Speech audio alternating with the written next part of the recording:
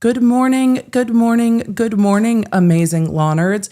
Did I tell the stream to go live about 17,000 times? Yes. Did it not want to go live? Yes. So it's going to be a Tuesday. It's Tuesday. It's May 5th. We have a lot to chat about. The technology has been a little cranky today. The weather's also cranky, but it doesn't matter. It's Tuesday. It's Taco Tuesday. It's Cinco de Mayo. It's Dr. B's birthday. It's gonna be May. It is Maycember. It's all the things. It's AP exams for my oldest. I am not caffeinated enough for today. We have a couple case updates that we need to talk about. We have a Sarah Boone appeal that we're going to go through. We have a very full cup of coffee, so we're going to be having coffee. Let me know where you're coming in from, what you're having. Replay crew, good morning, hello, everything will be timestamped. To the two people that inevitably will chat, she talks about a lot of stuff before. Yeah, there's timestamps. There's timestamps. Yes, we talk about all of the things. So this morning's already this morning. I put the stream up and then it was like, so there's just no thumbnail? Cool. Everything's everything today. We have some Banfield updates. We have a civil case update. Am I putting it in the thumbnail? No.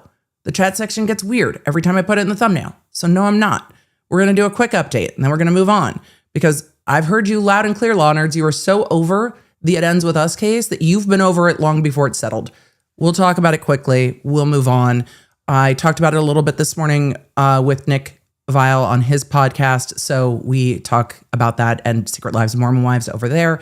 So I'll share that with you when it is live, but I'll give you a little bit of a rundown on what happened. And then we're just going to see what the heck Sarah Boone has to say on appeal. And we'll keep count of how many times it says unintentionally. No, they probably didn't. Unintentionally. But Your Honor, unintentionally. Okay. We'll get there. Jolly John 11 in the chat said, so excited not to hear about it anymore. You and many are just like, I am over all of the Hollywood of everything. Which is why we talked about it when big things happened, mostly over on the podcast.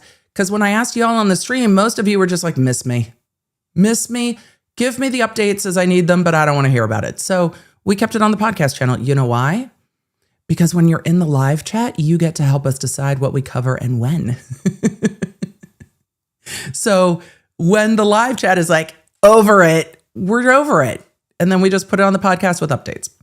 So with all of that, we're going to roll the intro. We've got, did you guys see the podcast yesterday? I know the David case is hard for everybody. So that's why I didn't want to give too many spoilers. But if you didn't see the podcast yesterday, or if you listened to the background, there are some things in our Shopify ad you might want to check out because there's a little bit of a heads up there, even if the David case is not for you. It's just a little note. So let's roll the intro. We have Banfield updates in Virginia. We have It Ends With Hollywood updates in New York. And then we have Sarah Boone updates in Florida. You ready to go? Let's roll, law nerds. Hey there, I'm lawyer and legal analyst Emily D. Baker, and this is your go-to destination for live court coverage. I break down the law, the strategy, and the evidence in real time so you know what's happening. No law degree required. So join the law nerds in the chat. They're here for the facts, not and let's get to court.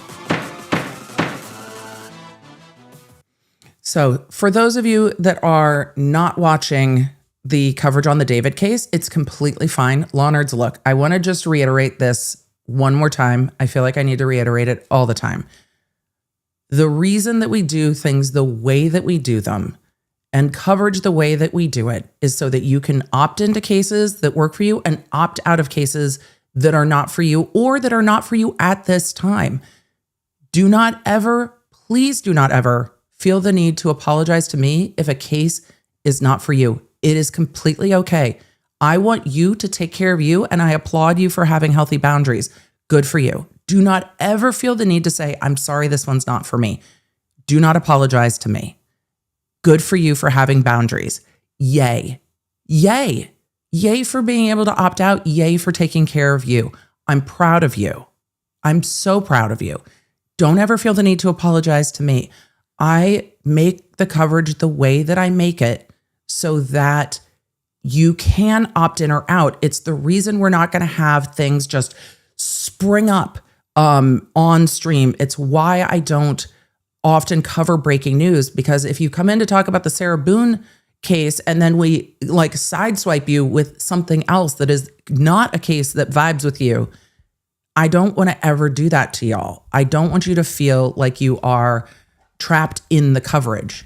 I want you to have choice. We build everything so that you have choice. And that is the same with the David coverage.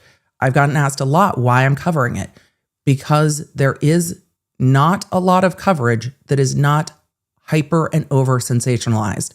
And there are many that want to know about the case, but do not want every single detail of the case. So it's on the podcast. And I try to keep it to the only topic on the podcast, or put other topics first so that you have a clear place to nope out if you want to. But there is not a lot of coverage of the case that you can understand legally what's happening without also getting into way more detail than maybe you want on that case. And so I try to balance understanding the case, knowing what's going on with the case, and then if you want to find more details, available. If you don't, you can stay there. It's the same way I covered the Ruby Frankie case. And the reason I covered that case on the podcast and very minimally here was to give the legal understanding without it all just being about the worst thing that happened to the victims.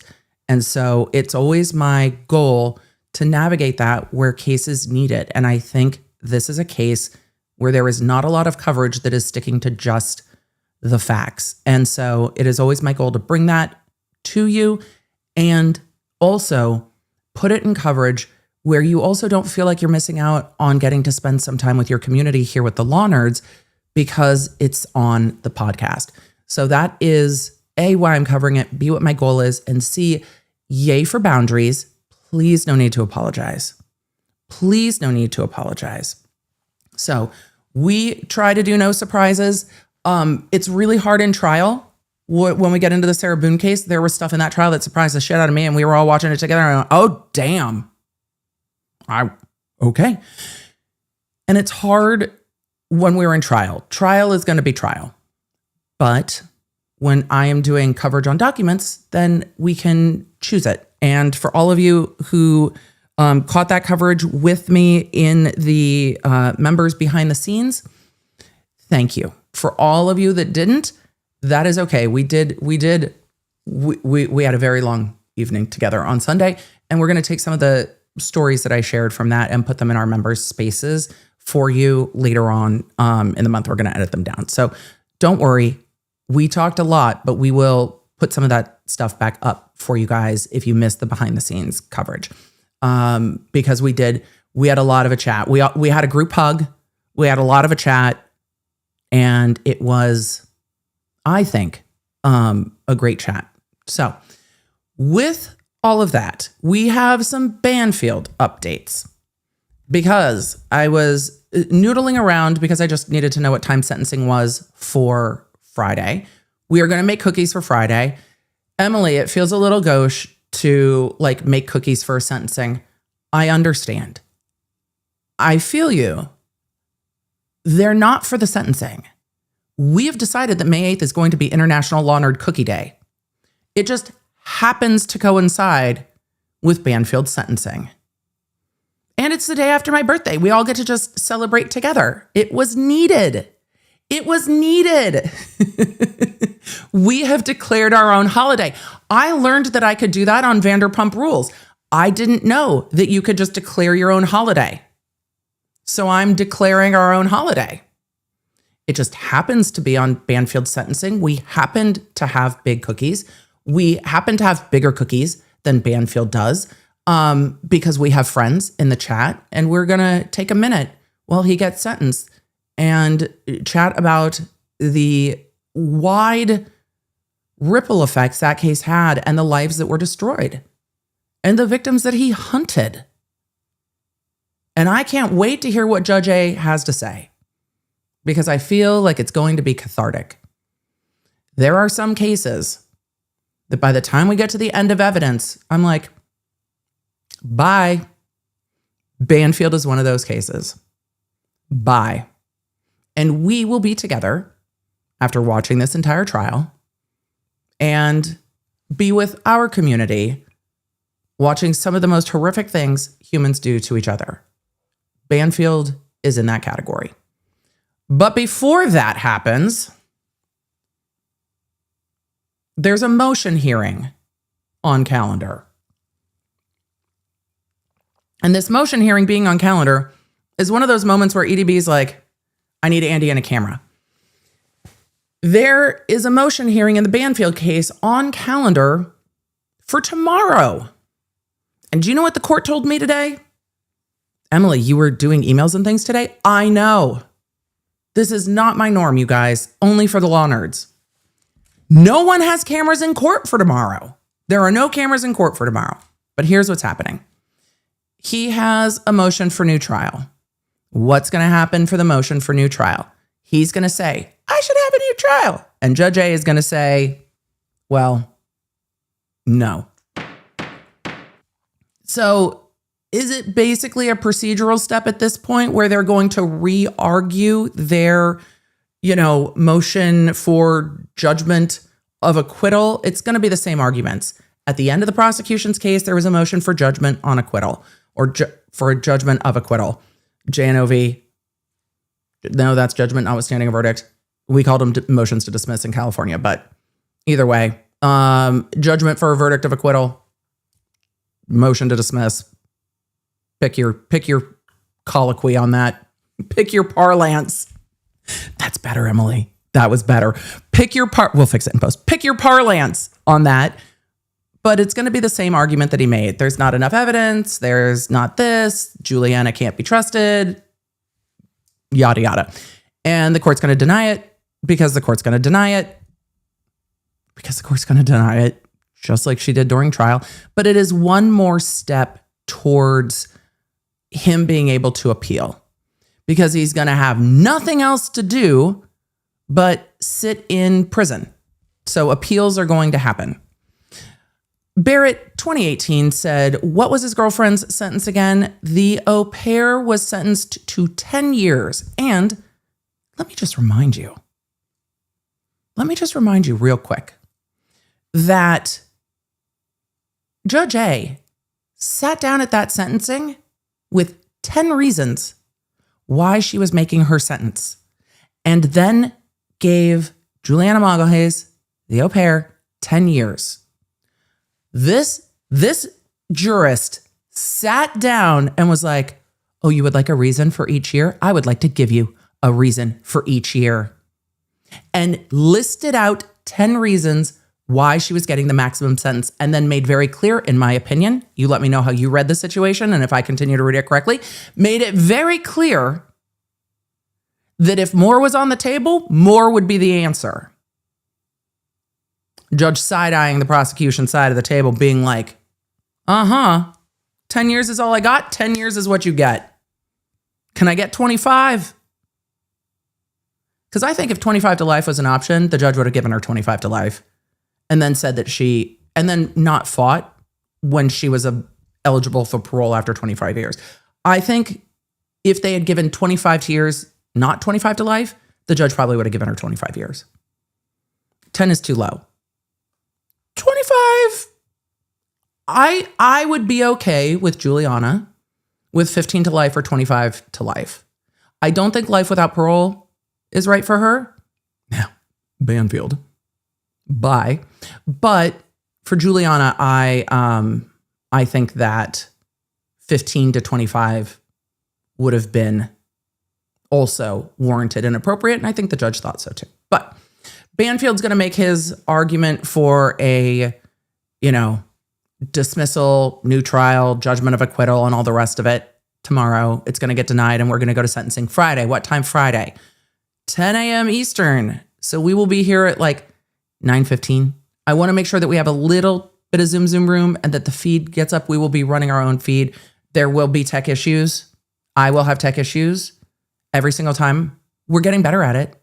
And to be fair to me, the tech issues are different every single time. So we fix one problem.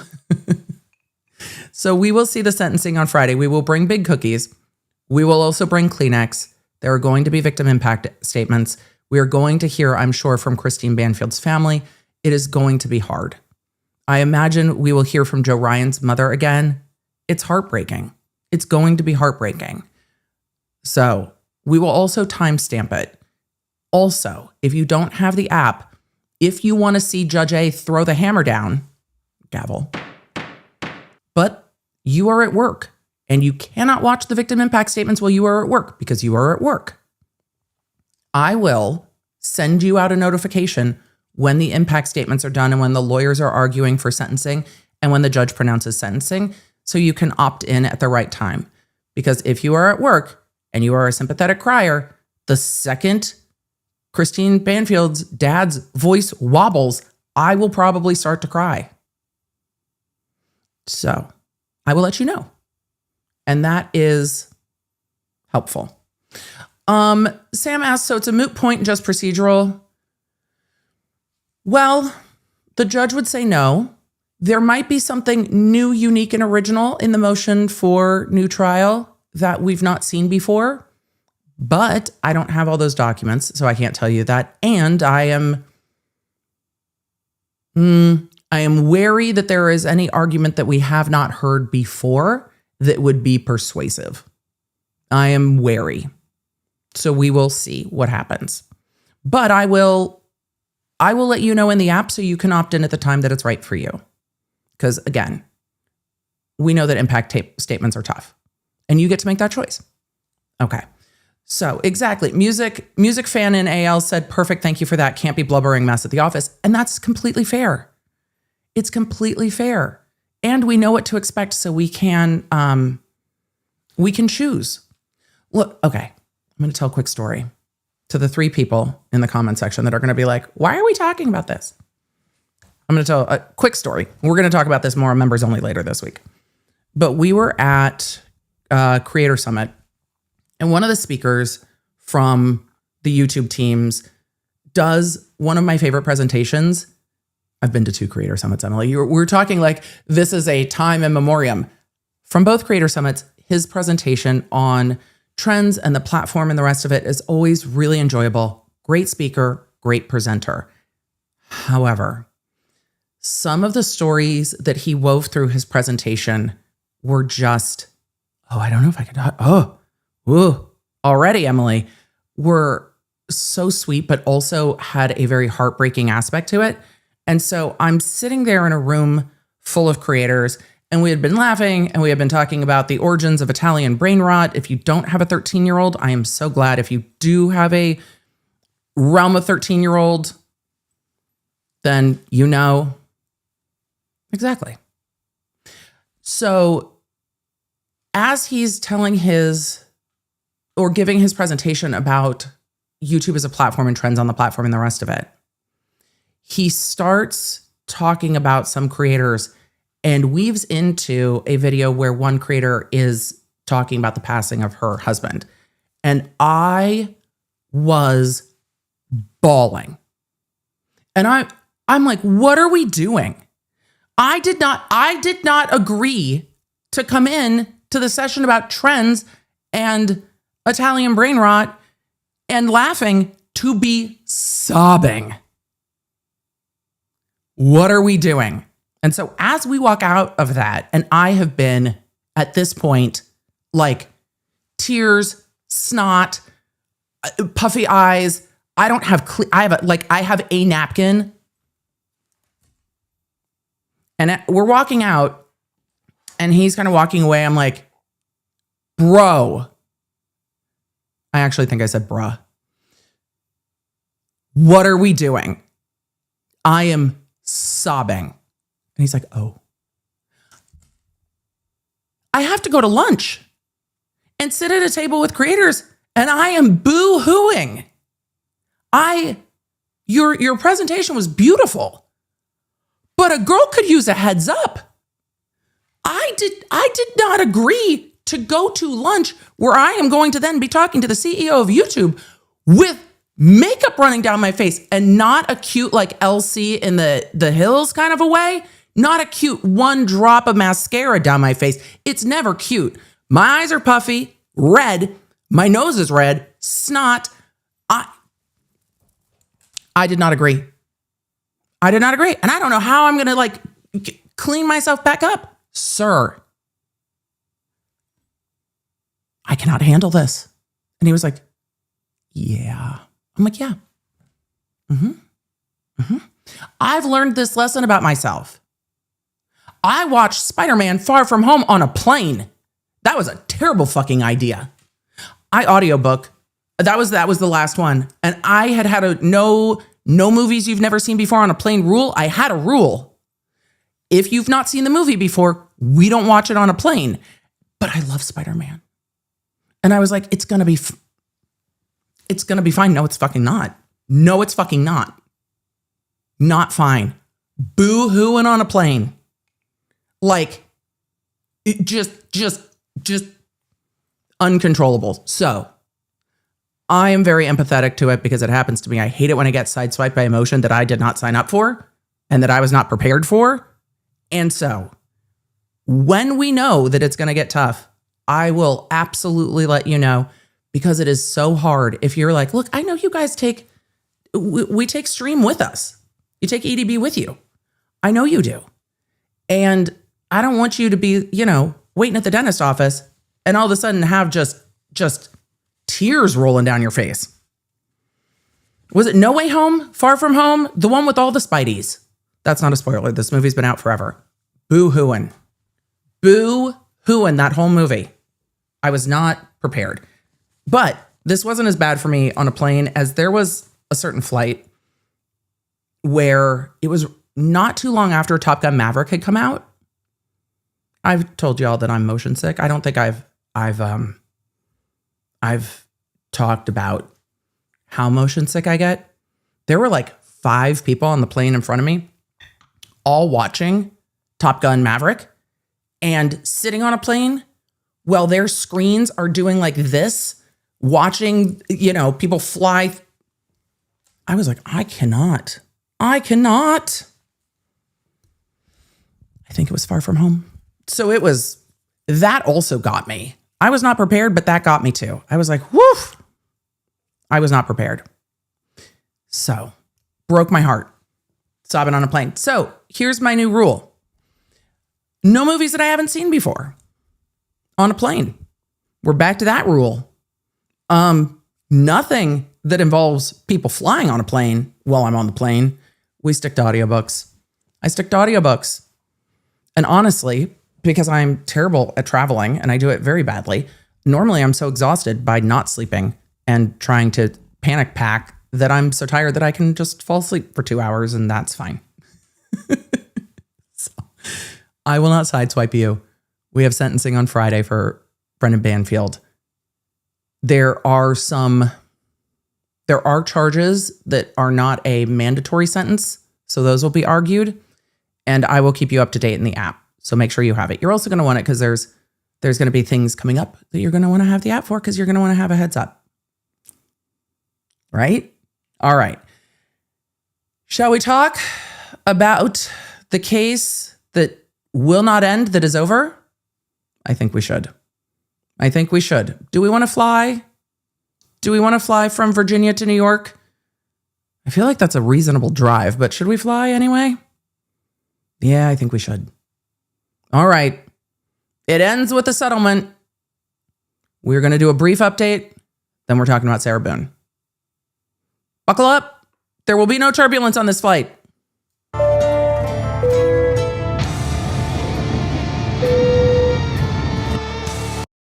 All right, chat.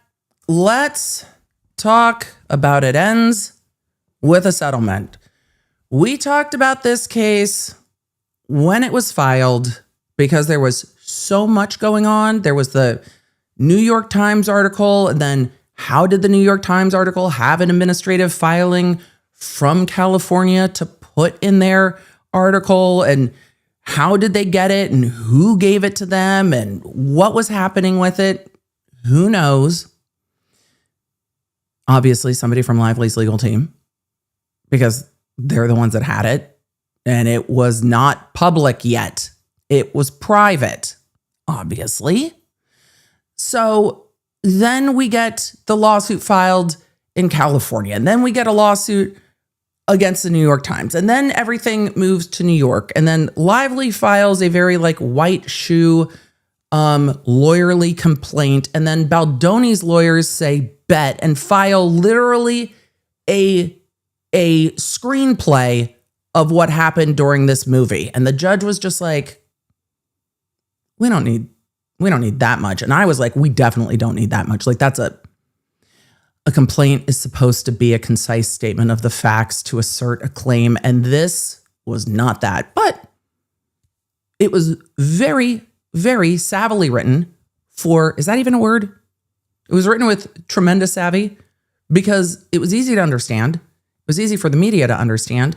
It was easy for people to turn into headlines, and it had, receipts, timeline, screenshots, everything.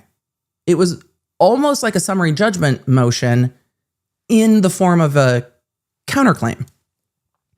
The judge admonished the Wayfarer lawyers a couple times.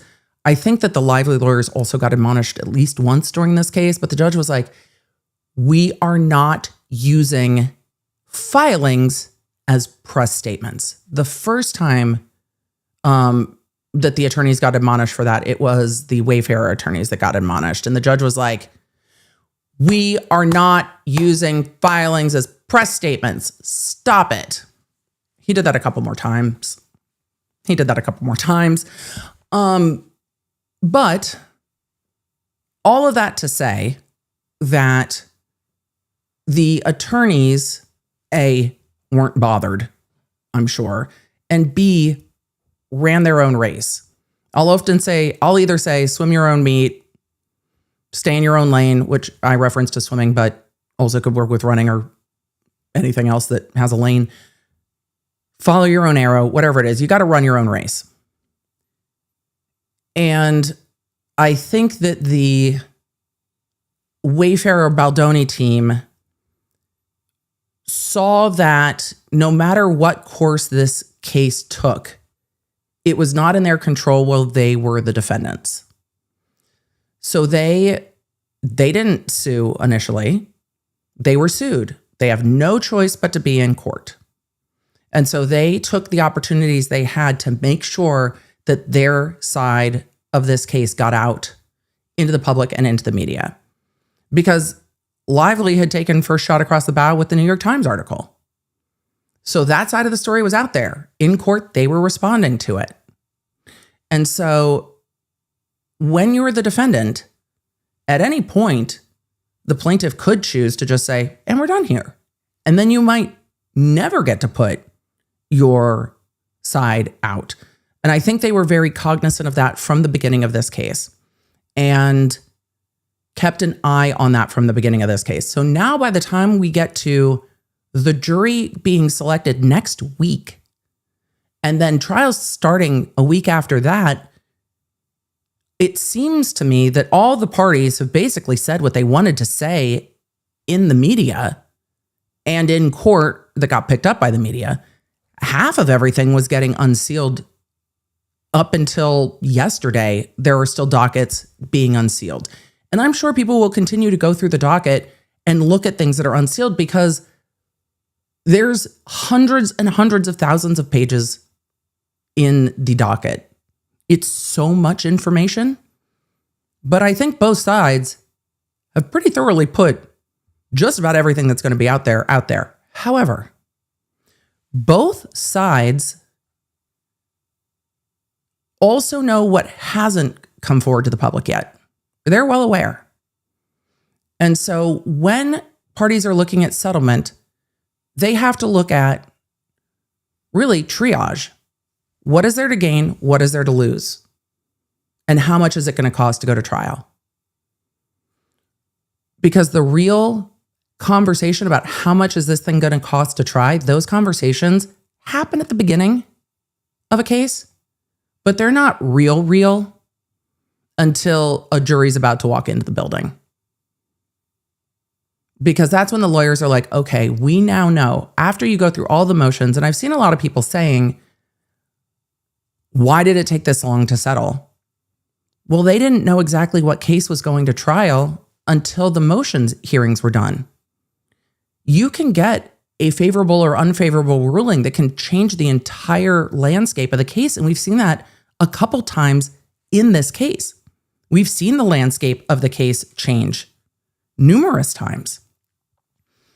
And until you really get to all of the motions are done, all of the rulings are done, all of the depositions are done, all of the discovery is done, you know who's testifying, and they were just about to get into the expert stuff. You know who's testifying and when. Then you really have a full picture of the case. Everything's theoretical before then. But right when you get to the end, shit gets real. And there's a great, Cheryl Ray made a great point in the chat saying we saw that in Koberger too after the genetic genealogy ruling. Yep. You get all the rulings in before trial and now we're done. In criminal particularly, you need to kind of try to close all the doors you can close before trial, or depending on how you see that analogy, open all the ones you can open. But before all those rulings are done, not everybody's ready to have those conversations.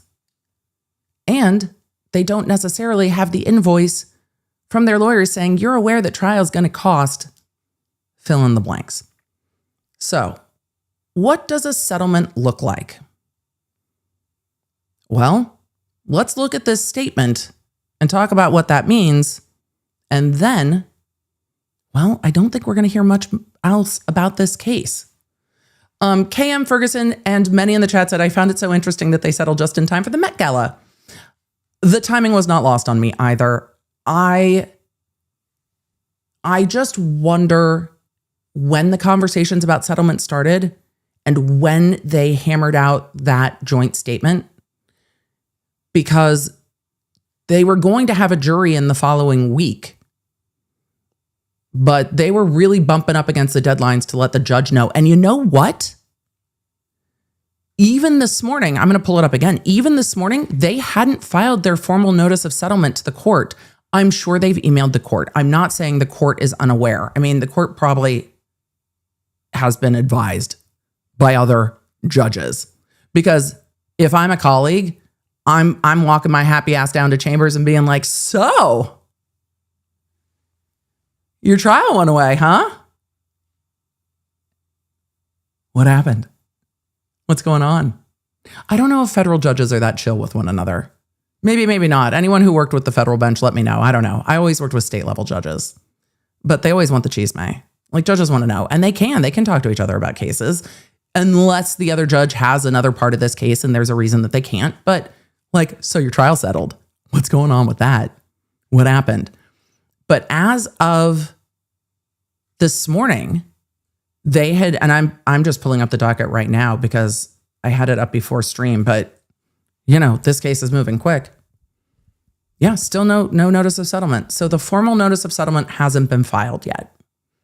When the formal notice of settlement gets filed, we will know a little bit more, because in some notice of settlements, they need 30, 60, 90 days to file the dismissal, because Blake Lively will have to file a motion to dismiss the case with prejudice, and will generally say that is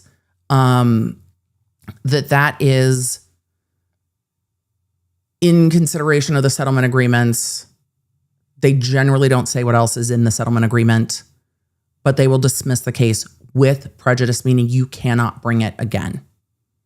If it's dismissed without prejudice, which it wouldn't be with a settlement agreement, but if a case is dismissed without prejudice, it means if you're still within the statute of limitations, you can still bring the case. So I imagine there will be a mutual settlement on nobody suing anybody over anything that happened with this movie ever again. Keep everybody's names out of your mouth. No disparagement clauses and NDAs that have a financial trigger. Meaning, if someone violates the NDA, there is a cost amount to the first violation. And you can see settlements structured with a dollar amount for subsequent violations. So first violation is this much. Second violation is this much. And in a case with these dollar amounts, I imagine that would not be a nominal sum. I imagine that would be a pretty large amount of money. And they're allowed to pick that. So what happens if somebody violates a settlement down the road? Well, then you've breached a contract, and then there's a provision of how much money you have to pay. And then if you don't pay, then there's another lawsuit about the breach of the settlement agreement. And then it's like, hey, dirty, baby, you got my money. Then it's, you breached the contract. This is how you breach the contract. Pay me. But settlement agreements always have an NDA.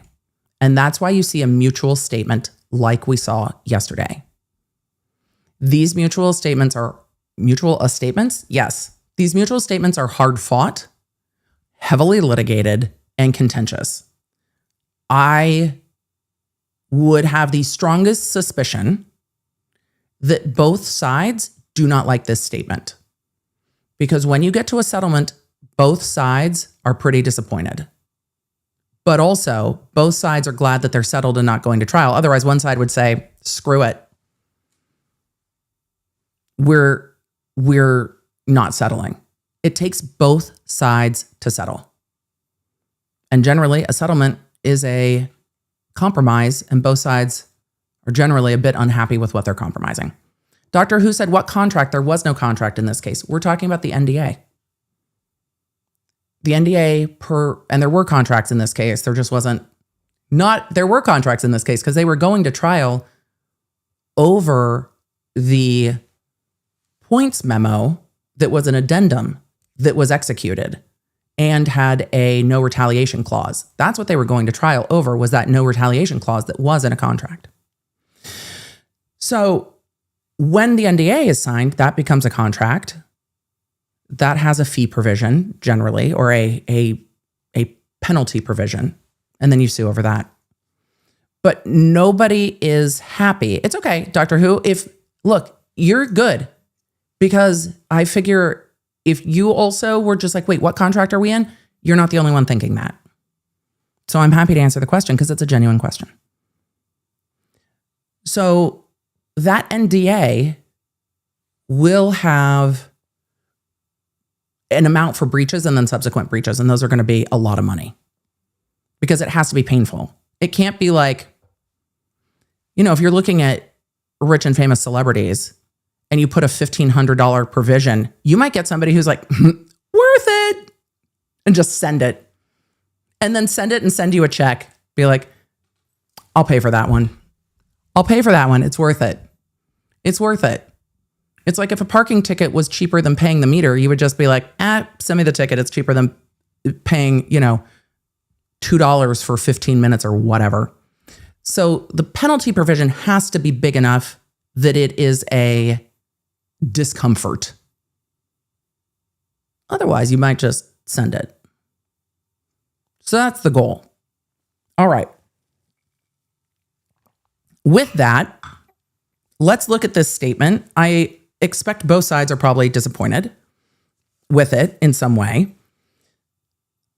But what a settlement means to me is that both sides came to the conclusion that there was still more harm than good to happen by going to trial. And that the amount it would cost to do this was not worth it any longer for a variety of reasons. And there's another part that we have to keep an eye on here. We talked about this in Depp Heard, but we have to keep an eye on this here too, because remember, as this was going to trial, it had been whittled down to essentially Lively versus Wayfarer, the company. And it is very reasonable to ask questions about whether Wayfarer was doing some of this through insurance. Because if insurance is also involved, insurance may also have conversations about whether settlement is happening or not. Because if any of you have been in a vehicle collision where insurance is involved, though insurance can't necessarily dictate what you do, there are some cases where insurance can be like, we're settling this claim. I don't care what you want to do. We're paying for it. We're settling it. So there may also be insurance involved here that has not been part of the conversation. Because Wayfarer's insurance might have looked at this and went, the exposure on this is vast, but settlement is known. Settlement is what we're doing. So there are also business decisions that are going to play in here that are not necessarily, but I'm right. Okay. But at what cost to go to a jury, and a jury doesn't have to be unanimous in civil, to go to a jury, but what if that jury just doesn't agree with you on that day? And then you're wrapped up in appeals for another 5+ years. Insurance is going to look at that and just be like, the known is better than the unknown. And if you continue going, we might not pay if you continue to go to trial. Because insurance can definitely make, if they're paying, some of those decisions. So insurance might also play a role here that just also needs to be considered. Because if the questions are, why would these parties do this? It might not just be the parties. Juries don't have to be unanimous in civil. It varies by jurisdiction on how not unanimous. Also, keep in mind in civil, on some of these causes of actions, this is not a beyond a reasonable doubt. This is a meh. And they were going to trial on the retaliation claims. The retaliation claim was contained within an agreement that they all signed when they were resuming filming. So it's a very real possibility that you get jurors that don't like Blake Lively and are just like, yeah, okay, she sucks. But also look at the agreement and go, but it says no retaliation. And then there's these text messages like, we can bury anybody. And that kind of like, that seems like retaliation. So all of you suck, but like you still breached the agreement. And jurors aren't as swayed by, hey, I don't like this person, the way that the public may be. They can be, but not always. And we saw that in Gwyneth Paltrow. In the Paltrow case, a lot of people went in and were just like, I mean, I'm not a Gwyneth Paltrow fan. But then by the end of the case, it was just like, you know what, though? He shouldn't be suing her. So you can also get in civil where a jury's sitting there and being like, yeah, I don't like this party, or I don't like all of these parties. But also the agreement said this, and this isn't part of the agreement. And that's the thing that you're all trying to balance is, what are a particular group of the public going to do on any given day? And the lawyers are going to know the jury in the Southern District of New York better than we do to start making those evaluations. And then they put out the statement yesterday. So let's take a look at the statement, and then we're going to move on and talk about Sarah Boone.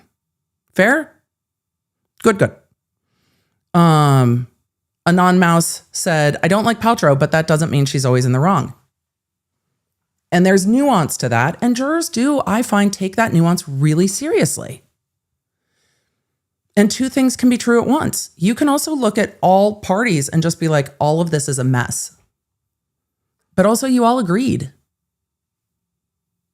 So it can be both. Let's take a look. That's not the document I'm looking at right now. The tech is like, why would we be looking at what we're looking at? There we go. Thank you, document. All right. What are we looking at the moment? We are looking at, well, we're going to be looking at the statement of the lawyers that is broken up with photos. All right. This is from yesterday. May 4th. May the 4th be with you. May the case be settled. And then I guess this was hitting the news while Lively was in hair and makeup to go to the Met. Sure. Quote, the end product, the movie It Ends With Us, is a source of pride to all of us who worked to bring it to life. This is a statement from the Wayfarer lawyers and the Lively lawyers given to the media. It goes on to say, we acknowledge that the process presented challenges and recognize concerns raised by Miss Lively deserve to be heard. I imagine that sentence, because they're going to negotiate sentence by sentence, I imagine that sentence was a non-negotiable for the Lively lawyers. We remain firmly committed to workplaces free of improprieties and unproductive environments. A very neutral statement. I think everyone agrees. Workplaces should be free of improprieties and unproductive environments. And I think it also acknowledges that they all did sign that 17-point memorandum saying, yes, we want the movie to proceed in a better way going forward. It goes on to say, wait, where's the end of the statement? People, where's the rest of the statement? There's a whole nother sentence or two. Well, I saw the beginning of the statement and thought that the whole thing was in here. Silly me. All right. I got to grab a different article because they're missing the rest of it. That's annoying. Where's the rest of the statement? Ugh. All right. Everybody has chopped this statement up in a million different ways. Let's see if I can go find a different article. Emily, do we read things in advance? Yes, but I guess I read a different article yesterday when I looked at it because I know that there's more to it. Nope. Why doesn't anyone just have the document of the settlement? Sorry, chat. We're going to have to, because you know what happened is after all of that yesterday, the statement came out, the settlement came out, and then Blake Lively went to the Met Gala for the first time in like a number of years. And now all of the articles are about the Met Gala. And they've changed some of that. You know what? I posted it in the Lawnard Lounge. I'm just going to go grab my post. Haha. I can do that. Let's see if there is. I'll just go grab my post. Fine. I'm doing that. I'm grabbing my own post. We'll be self-referential because all of these articles have since been updated and it's really annoying. Oh, Little Miss Nat said maybe they wanted to bury it. Oh, this coming out the same day as the Met Gala, it's going to take a lot of information to convince me that that was an accident. Because the settlement just goes, like all of these articles are updated about the Met Gala now. And now the Met Gala and Blake Lively going to the Met Gala is the thing that is at the top of those conversations. I think that's absolutely intentional. Absolutely. All right. Let me go and grab my own statement. Don't worry, Lawnard Lounge members. I'm going to make sure that our comments remain private just for us over in the lounge. So those are not going to be on screen. No fear of that. Let me just grab the end of this statement and make sure I have it pulled up in a way that I can show it. Because, we intentionally take care of our space over on the lounge.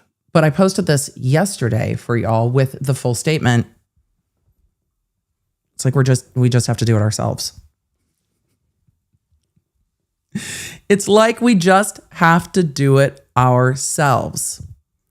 Kitty Ninja, this was a great point. Kitty Ninja says, I can see the retaliation angle from the crisis PR firm, but not the Wayfarer, especially as they were told no.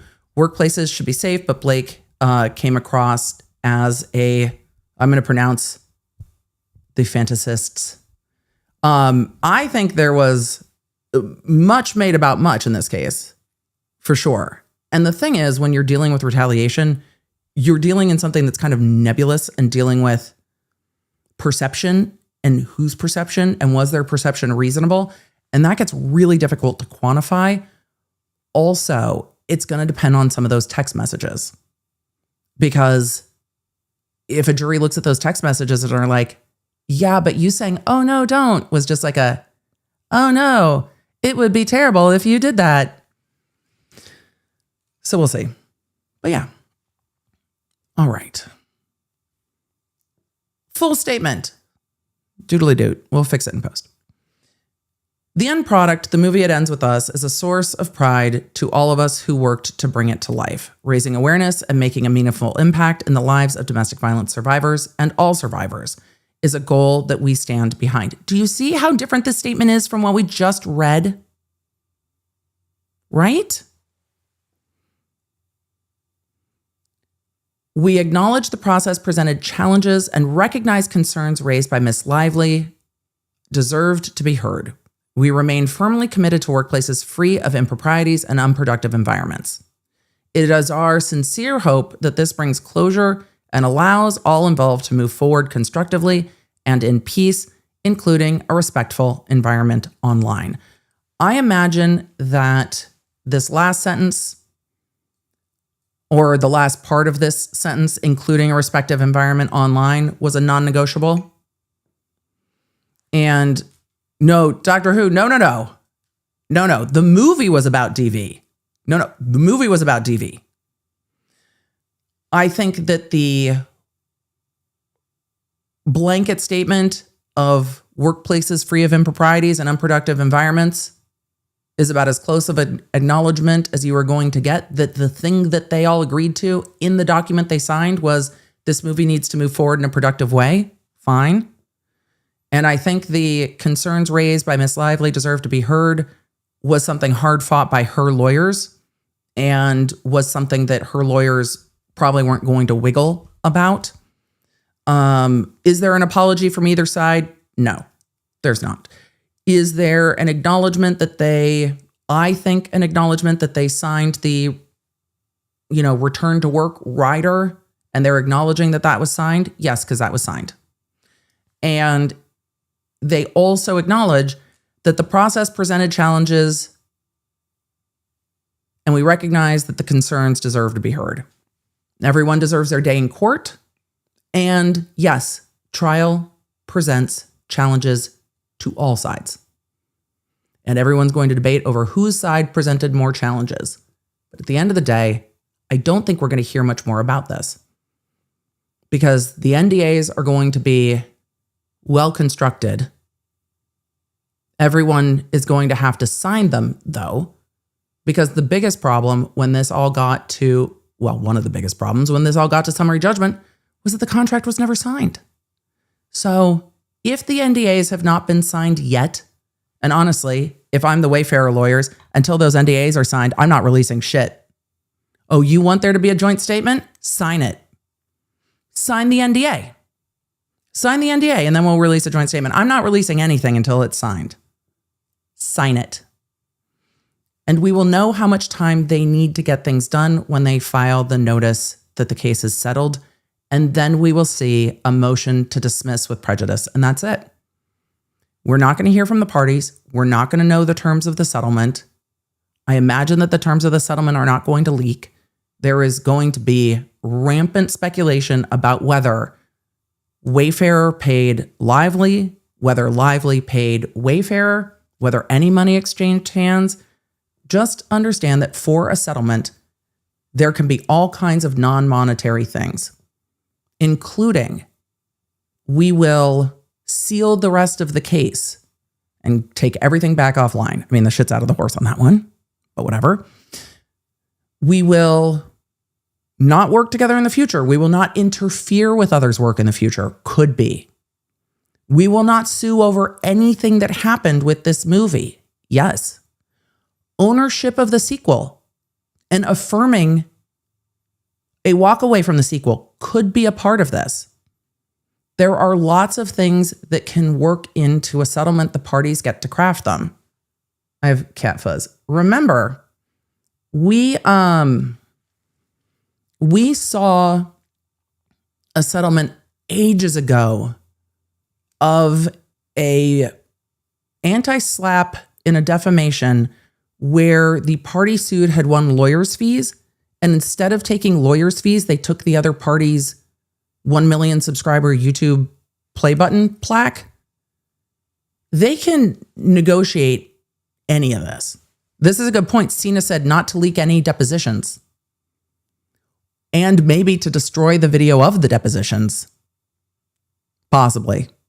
Yeah, that's a really, really, really fair point.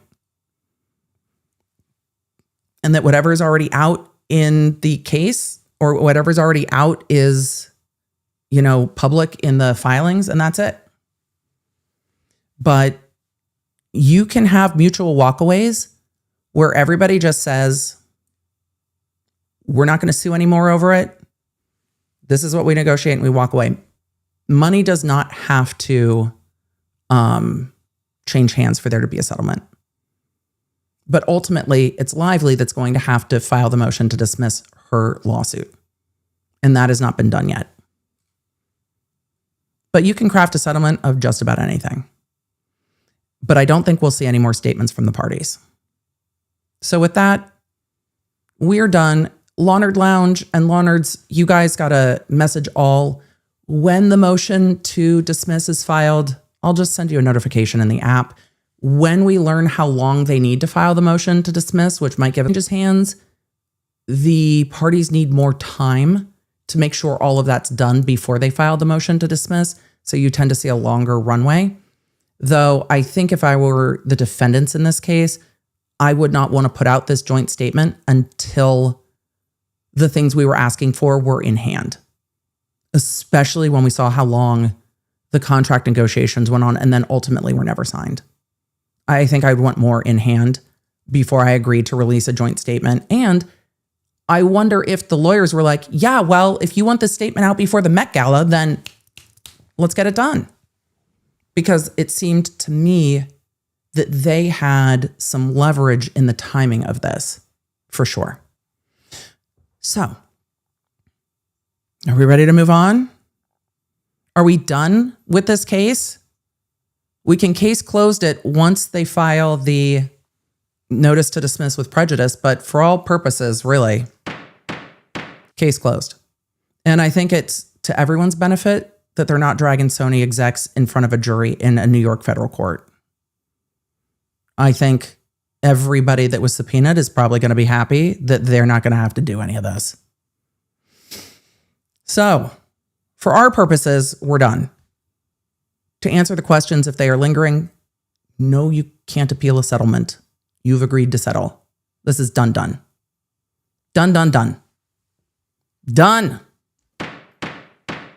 We ready to go to Florida?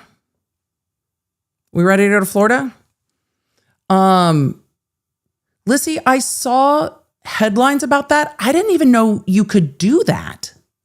Can you do that? I didn't think you could do that. Don't you have to RSVP? Or are you just showing up going, and may I remind you, it does not say RSVP on the Statue of Liberty. What are we doing? I don't know. Lexi said, Emily, what is the green glowing thing behind your... Oh, it's a candle. That is a candle. Yeah, that's a candle back there. So I don't always have a candle when we are streaming. Those were the vibes today. The vibes were a candle. So Nolan Void said, you can, however, recoup if the other party breaks the NDA. Yes, but then you have to file a new breach of contract suit. This one would still be closed. That would be a new one. Wait, you can buy a ticket to the Met Gala? I didn't know that, Holly. You can buy a ticket. They're like $100,000. I didn't know that you could do that. I've honestly never paid that much attention beyond the outfits. I've always been like, what's the theme? Who's on theme? And then that's about it. And then every year I feel like I tick down my age a little bit more when I'm like, who's that? Wait, who's that? Wait, who? Why does everybody want to have nipples on the red carpet this year? I don't understand. Is it a Skims thing? I don't understand. I did like Sabrina Carpenter's dress. So that's what the invite is. You're invited to pay for your ticket. Well, it's a fundraiser ultimately, right? So you get invited. You get invited to buy the ticket. Oh, if I'm spending $100,000, what would Emily do with $100,000? It wouldn't be to put on shapewear and climb a lot of stairs in heels with photographers. No. It's going to involve a lot of concerts. Like if I was going to spend $100,000 on an experience, what would it be? Well, the temptation to get a Sprinter van and just summer tour it across the US is strong. Yeah, I think that might be at the list. But no, trying to climb stairs in heels and shapewear sounds miserable. It's just, I get awkward. I don't know. That's not a vibe. BravoCon, love it the most. Also, lots of costuming. Met Gala, comfortable from here. We're good. But yeah, I think Sprinter van and like follow around bands with like a map of every Buc-ee's in the US. Allie said for the Cavaliers or for DMB. Well, sometimes they're in the same states or adjacent states around the same time. So for both. I try not to just like, follow my child around all summer. But given that he's moving out in less than 20 days, I'm just like, I can't talk about it. Let's talk about Sarah Boone before I start to have all of the feels that my child's graduated from high school and I am not nearly prepared. Not prepared. Not prepared. We still have to do, my to-do list is very long. And ADHD, and like, you've got to do all of this, do not work well because, well, there was a million things that I had to do yesterday. And I was just like, what I need are new towels because I know that my mother is going to go into the bathroom and just be like, are these the towels we're using? And I'd be like, oh yeah, no, we need, we need new towels immediately. You are correct. Those are not the ones. You were right. Okay. Sarah Boone. Let's fly to, where are we flying to? Florida? We're flying to Florida. Let's fly to Florida. For those of you that are familiar, Megalina, will you let the app know that we are moving on to Sarah Boone? For those of you not familiar with this case, I'll do a road so far. For those of you familiar with this case, I will try to keep it a brief road so far. If you are not familiar with the Sarah Boone case, go ahead and put a 1 in the chat. It's a murder trial we covered a while back. I really liked this judge too. Even though he was just like, hey, jurors, do you want to just work till like 6:37? Cool. The longest trial days. Like, damn. All right, let's go to Florida.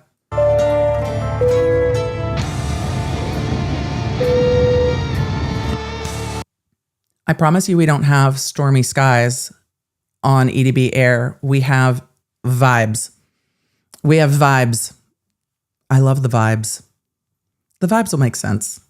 Don't worry. Sarah Boone. Where do we begin?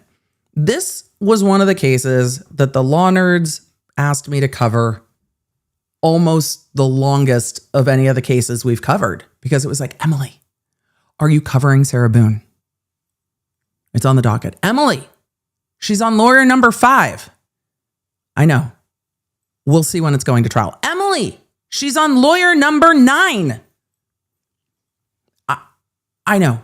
It's on the docket. We'll see when the trial date is. Emily, she's representing herself. Are we jumping in now? Can we tap in? Can we just tag in? Are we in now? I'm like, let's see what the trial date is. And then she wrote an advertisement for her own attorney that really was the final straw when the law nerds are like, but Emily, she is writing letters to the judge at a rapid rate. The fact that she has not run out of pencils and paper is astonishing. And then she made an advertisement. She made an advertisement, Emily, for lawyers. And it worked. It did. It worked. Because a lawyer parachuted into this case at the last minute and was like, I've got you. For those of you that aren't familiar with what I'm talking about, I'm talking about this. Filed July 18th. Right. This is an image, not a PDF. Filed July 18th, 2024. Inmate seeks attorney. There we go. No. Inmate seeks attorney. Looking for a prosperous challenge? I don't know if you're prospering being on like the bar panel. Ready for your close-up on national television? National is abbreviated. Are you zealous with a side of keen? Show the world who you are with your original creativity. Extraordinary expertise, not just regular expertise, extraordinary expertise. Confident ingenuity. Qualifications must include being trustworthy, honest, passion-driven, open-minded, exceptional problem-solving skills, client inclusion at all times, team orientation, collaboration, extreme efficiency in listening.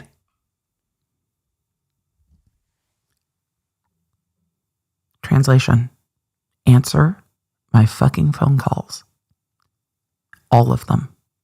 And listen to me tell you about this case. Over and over and over and over and over and over and over again. Extreme efficiency in listening. I'm going to try that and see if my kids even understand what I mean. Excuse me. I need you to get extremely efficient with listening. Right now. Extreme efficiency in listening, communicating, understanding, dedication to success, possessing a winning mindset, capability of excellence in representation. I like that she doesn't say excellence in representation. You just have to be capable of being excellent in your representation. Committed, maintaining faith in bold in the client and case with the ability to think differently, overcome all circumstances.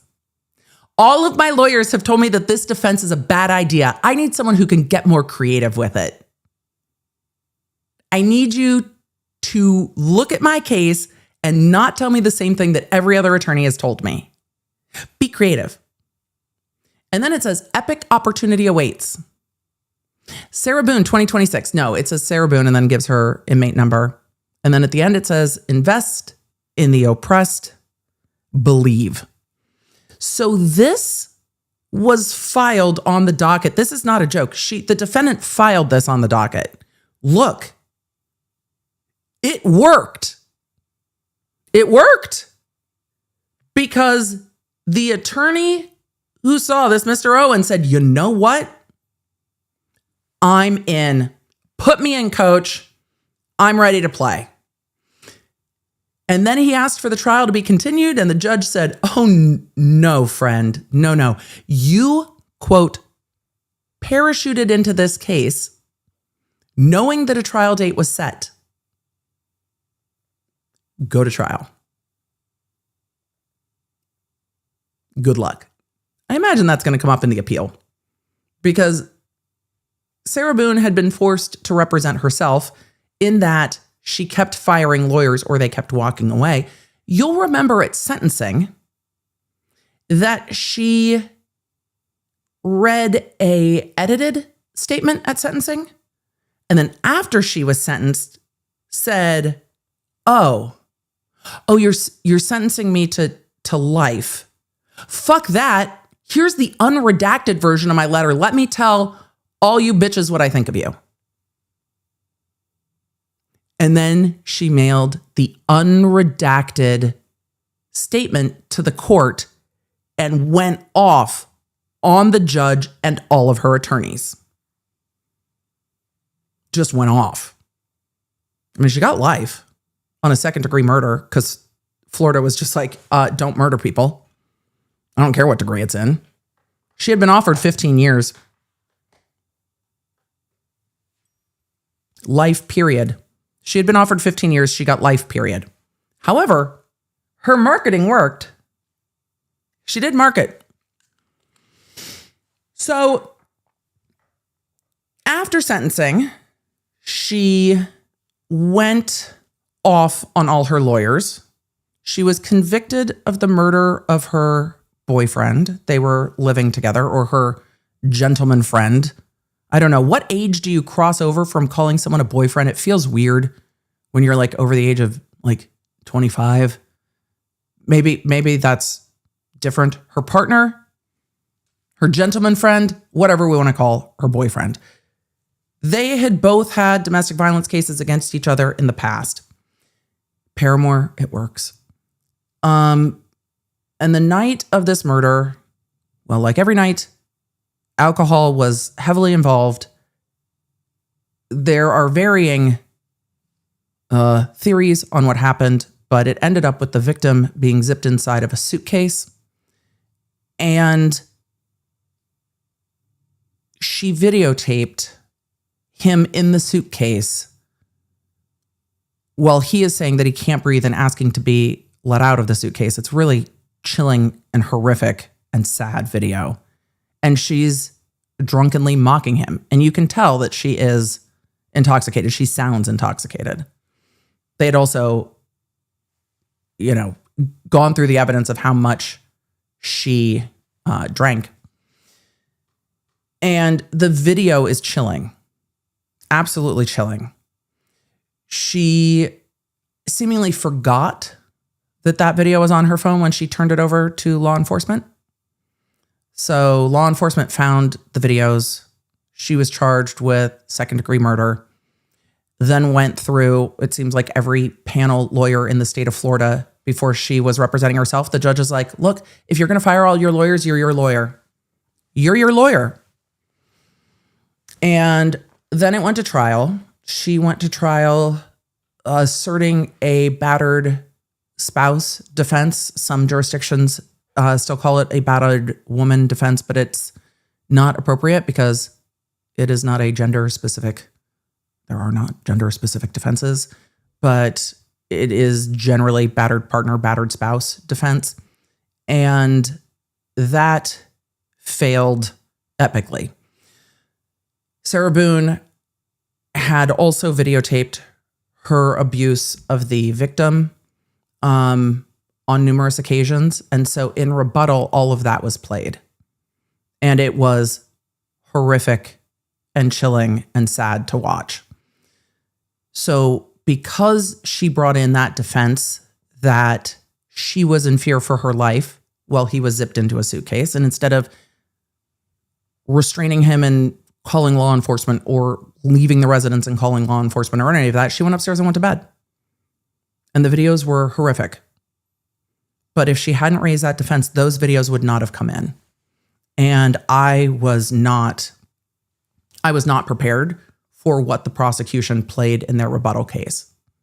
I think that case is a good example of the lawyers always know more than we do.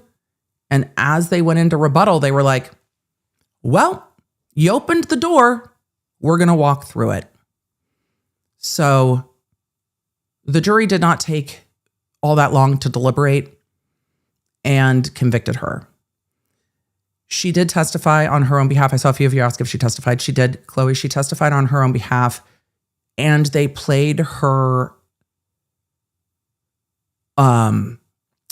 interview with law enforcement where she kept saying that this was unintentional. it was charged as a second-degree murder. I think on that video, they probably could have charged it as a first. I don't think it would have been as easy of a case to argue as a first, but I think they could have. By the time we got to the end of the case, I was like, I mean, I can see an argument for a first-degree murder there. They didn't. Because why? Because they know that the sentence on a second can be life, period. So why charge a first? Also, I think prosecutors at the end of the day looked at this case and went, you were indifferent to whether he died, not that you were planning to kill him. And that, if that's the belief of the prosecutors, you were indifferent to if he died, you were just like, it is what it is, and went to bed. That's a second. She said in her police interview that it was unintentional, that she excels at everything that she does. She talked a lot about her and how much she thinks of herself and how great she is and how much better she is than everyone else. And at sentencing, one of her pen pals from jail actually called in and spoke on her behalf. I've never seen that before. It seems that she has people that are putting money on the books. She also blamed the internet for her getting an unfair trial. She blamed, they always blame bloggers. She blamed bloggers and keyboard warriors and the rest of it. Everyone's fault, but hers. So, Barbara, that's wild. Barbara said, my daughter was a juror on the Sarah Boone trial. That's wild. Those videos on the rebuttal were rough, and I hope your daughter is doing well. It's a rough trial. It was a rough trial. The judge was great. Judge K was great. So in that, I think it's only fair maybe to just take a brief moment. Can I beg the chat's indulgence for just a brief moment to look at the way that she dimed out her lawyers before we get into the appeal?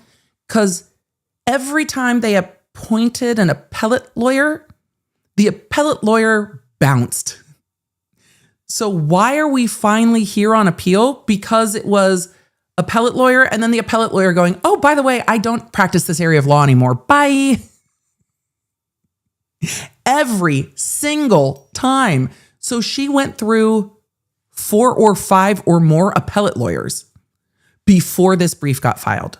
So this has been pending forever because the lawyers kept going, thank you for appointing me. I forgot that I no longer want to practice law. I'm out. Over and over and over again. Right. All right, let's pull that up real quick. We're not going to read the whole thing. I have videos of reading the whole thing. We also have a supercut of the entire trial. For those of you that aren't familiar with the supercut, we are going to be doing this for more trials. We tried it with this trial where we take the entire trial and put it in one video so that if you share your YouTube account with members of your household and sometimes you lose your place in a playlist, you can save where you're at in the video. And we sound balanced it. So if you do fall asleep to the video, which I highly encourage, this is not going to wake you up. So we sound balanced it. We took out all of the lunch breaks, all of the breaks, and just went trial day by trial day by trial day for the entire thing. So it's a 50-hour video that our team put together. We're going to be doing that for more videos because a lot of you were like, I love this way to rewatch. Some of them I don't know if we'll be able to just do it with one video. We might need 2, but even that's easier than a playlist, I think. So let me pull up her, let me pull up my folder and grab that because I hadn't thought about going over it. But then once we pulled up the advertisement for the lawyers, I was like, oh, well, it's only fair to mention how upset she was. So we should just revisit briefly the sentencing memo. I'm trying to find that real quick. Emily, it should be readily apparent and obvious by going through the handwritten letters of Sarah Boone. Right, but there's so many of them.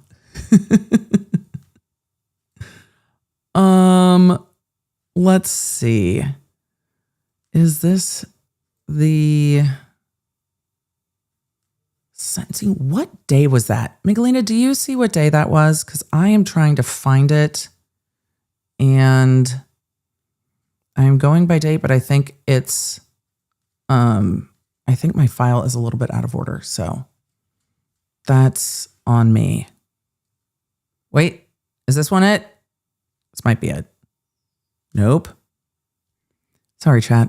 I had not intended to pull it up, and so I didn't grab it in advance, and there's a lot of handwritten letters. Here we go. Yay. See, the second you ask for help, the answer presents itself. Every single time, and then we'll get to her appeal. Thank you, Miguelina. Appreciate it. All right.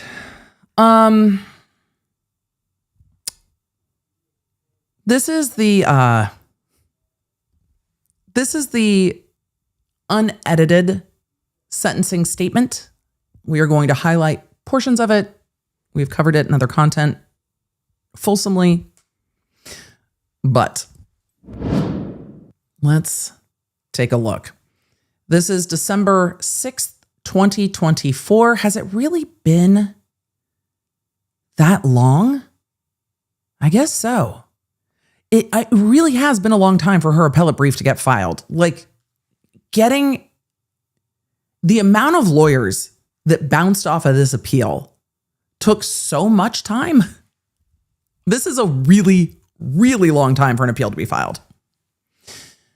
December 6th, 2024. This was filed on the official docket December 11th, 2024. It starts, I forgot about this. How many times am I going to say that? Probably a few. I forgot that she refers to the judge as Mr. Michael Krennick, not Judge Krennick, not Judge K. Mr. I forgot that it started with disrespect. Ugh. I Am Heather said, does it normally work this slowly? No. Part of the problem here is that she did not have an appellate lawyer. She kept getting appointed appellate lawyers, and then they kept denying the appointments. And then it took time to get another lawyer. And then that lawyer bounced. And it was and. That's why it took so long. However, she is in custody for life without parole. So the times for appeals, the lawyers kept asking for extensions and getting them. But I forgot she started this off disrespecting the judge by referencing the judge as Mr. and then first name. No. I am enclosing, please, my complete statement to you and the world.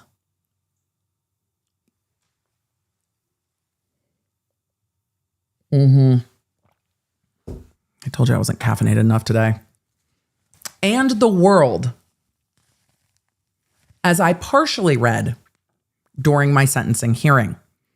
We will link below me reacting to this in real time after watching her sentencing when we saw what was redacted, because the lawyer did a good job in getting her to leave a bunch of this out, because the judge did not have to give her life. There was actually an option here.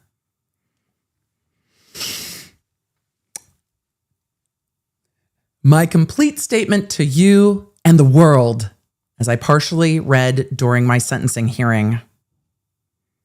By my reserving particular parts of my very true and meaningful statement, I was hoping to have been graced with your forgiveness. Understanding and consideration in any level or degree. For me, unfortunately, and regardless of whom I had speak on my behalf or the number of your ignorant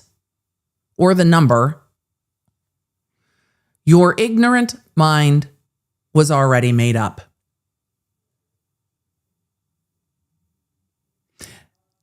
Ma'am,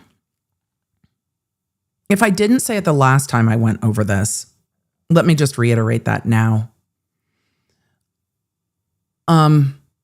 It was your actions that informed the judge's sentencing decision.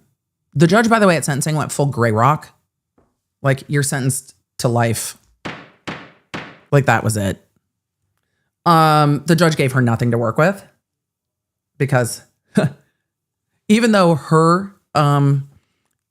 the mental health professional that she called to testify said that she only had a few narcissistic traits, I think the judge extrapolated the way to go forward in this case. And when I say gray rock, it is literally, you are a rock, no response. So she just, I was waiting for the judge to give her more. I think he was wise. I was being petty. He was very wise. I was like, let her have it, which is what she wanted. Better to take the oxygen out of the room than pour fuel on the fire. However, he was correct. I wanted to know what he thought. But we now know what she thinks following the sentencing. This is the letter to the judge who sentenced her to life following the sentencing. I mean, she testified. He got to know exactly how she thought about this. She goes on to say, but your clear error, underlined, and full-blown unfair bias against me since your involvement in my crucible case as a whole, I have been unsuccessful in receiving anything from you as a fair and neutral judge, except for your wish that I spend the rest of my life in prison. No, that's not his wish. That is his option under the law to sentence you to life. Beloved, no, this is not another one. We are reviewing the old one because we have a lot of law nerds who are unfamiliar with Sarah Boone. And so I don't think we can actually go through her appeal without a little bit of background on Sarah Boone kicking up after sentencing. However, I will pull from Judge H here and say her handwriting is really kind of a wonder to me. I remain impressed at her penmanship and spelling. Because if I had to handwrite something this long, the spelling would be atrocious. I cannot spell. All right. She goes on to say, please know and always remember, Mr. Kranick, I forgive you. She went through her sentencing statement and blasted everybody and then said, but I forgive you. It's not an I forgive you. This is Sarah Boone's version of bless your heart. This is a Sarah Boone bless your heart. I forgive you. That's where we are then. Judge H is not this judge. This judge is Judge K. She calls him Mr. Kranick. I forgive you still and sincerely. If you have to write sincerely, though, it's not sincere. This is true. Randy Pandy. Why are you surprised, Emily? She excels at everything. I forgot. You're right. She told us in her police interview that she excels at everything. Mm-hmm. Please understand also, the judge, according to Cicero,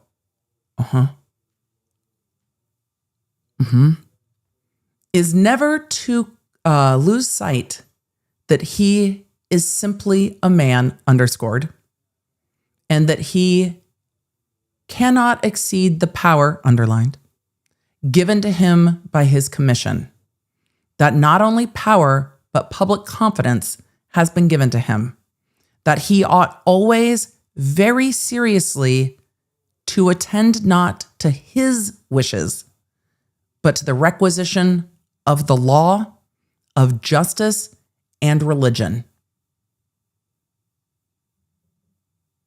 Yes, she quoted Cicero in the first page. Also, she tries to say where that is quoted from. I don't know if that's a direct quote. It's Sarah Boone. It's like Cicero and Sarah Boone and Cicero, probably. Just go with that. You're simply a man, Your Honor. You need the public confidence. Ma'am, he has it. He has the public confidence. Like this judge quite a lot. Ma'am. Chat. What does the alternate universe timeline of Sarah Boone in Massachusetts with Judge Cannoni look like? Because can you imagine? This judge was so patient, was incredibly fair. And now we have, can you imagine? Can you just imagine the parallel universe where that happens? Ma'am, there's a judge in Ohio I would love for you to meet. We're going to continue. I am excited in my appeal, which speaks for itself. This letter was filed on December 11th, 2024. December 11th, 2024. Emily, when was her opening appellate brief filed? April 22nd, 2026. April 22nd, 2026. I am excited in my appeal, which speaks for itself. My case law, her case law, my case law as well, in which I am extremely proud to have achieved and will continue doing so now that I am no longer in your corrupt court and free from your malevolent judicial grip. Okay, malevolent grip would be a good band name, though. Put it on the list. Malevolent grip is going on the list. It's better than G.I. Joe Kung Fu grip. Malevolent grip is better. That's a deep cut, Lawnards. Sarah Boone versus the state of Florida. That's her appeal. Sarah Boone versus the world. I have also added to my statement, she says, let me move this a little bit. I have also added to my statement, as a result of your blindness and impartiality. Did that one slip through? Did the impartiality slip through? Honk Banana No said Malevolent Grip is a badass name for a metal band. Agreed. Terry Burrell said Malevolent Grip is a romantasy book name. Both. It's both, which I love. Pettycake said Gorilla Grip. For all of you that are like Gorilla Grip, different case. Different case. Gorilla Grip also ends up on the second Audible account. All right. She goes on to say, I've also added to my statement as well. No, I've also added to my statement, as a result of your blindness and impartiality. Foremost, your disgust in me as being an outspoken woman. Ma'am, I don't think this has anything to do with that. I don't. Determined defendant and proactive client. No. PIA. Not outspoken. No. Hoping the next time you put on, oh, I forgot about this too. I can't even read this out loud. Okay. I'm trying to read this sentence, but it's not a sentence. It is a spewing of thoughts and insults and buzzwords. I have also added to my statement, as a result of your blindness and impartiality, foremost, your disgust in me as being an outspoken woman, determined defendant, and proactive client, hoping the next time you put on your listening ears, it's written here, and do not unfairly oppress the next as you have so blatantly done to me. Help, I'm being oppressed. Ma'am, No. She goes on to say, you will never admit your many judicial errors, nor will the prosecutors theirs. The prosecutors actually quoted Star Wars in their closing. And I will never admit to what you have wrongfully accused me of or judged me as. I am not a murderer, underlined. I am a survivor, underlined. Signed, Sarah Boone. For all of you that are new to this case, is the background helpful? And for all of you that are not new to this case, was it helpful to like go back and revisit? Or are you now just going like, oh God, I had forgotten? You let me know where you're at. She started off, okay, so the next part, where are we at? We are now at what she wrote out to read at sentencing. This is what she wanted to read in court. And her attorney, Owen, convinced her to edit a lot of this out, which I don't even know how he did that. But it was a feat. So kudos to him for getting Sarah Boone to listen to him long enough to try to help herself. It didn't work, but he tried. And she listened for long enough that she took all this out of her sentencing memo. The thing that no attorney could have expected is that after she was sentenced, she would send this to the court and be like, I held back. Let me tell you what I really fucking think. Shocking. Shocking. Shocking. This was what she intended to read at sentencing. Black robe disease. Arrogance in a judge. A slang term for a judge who flaunts judicial power and dominates proceedings at the expense of the dispensation of justice. Ma'am, this isn't the Afro Man trial, and this is not that judge. Starting when the judge can sentence you to life, starting out telling the judge that he is arrogant and abusing his power is not a good call. Not a good look. Impartiality is the first duty of a judge. Before he gives an opinion or sits in judgment in a cause, he ought to be certain and absolute that he has no bias for or against either of the parties. She's going to tell the judge how to judge. She's going to tell the judge how to judge. She's going to tell the judge how to judge. She goes on to say, and again, we have gone through all of this. She goes on to continue to quote black robe disease, and she says it's from Beaurevere Law Dictionary, 2012 edition. Hold on.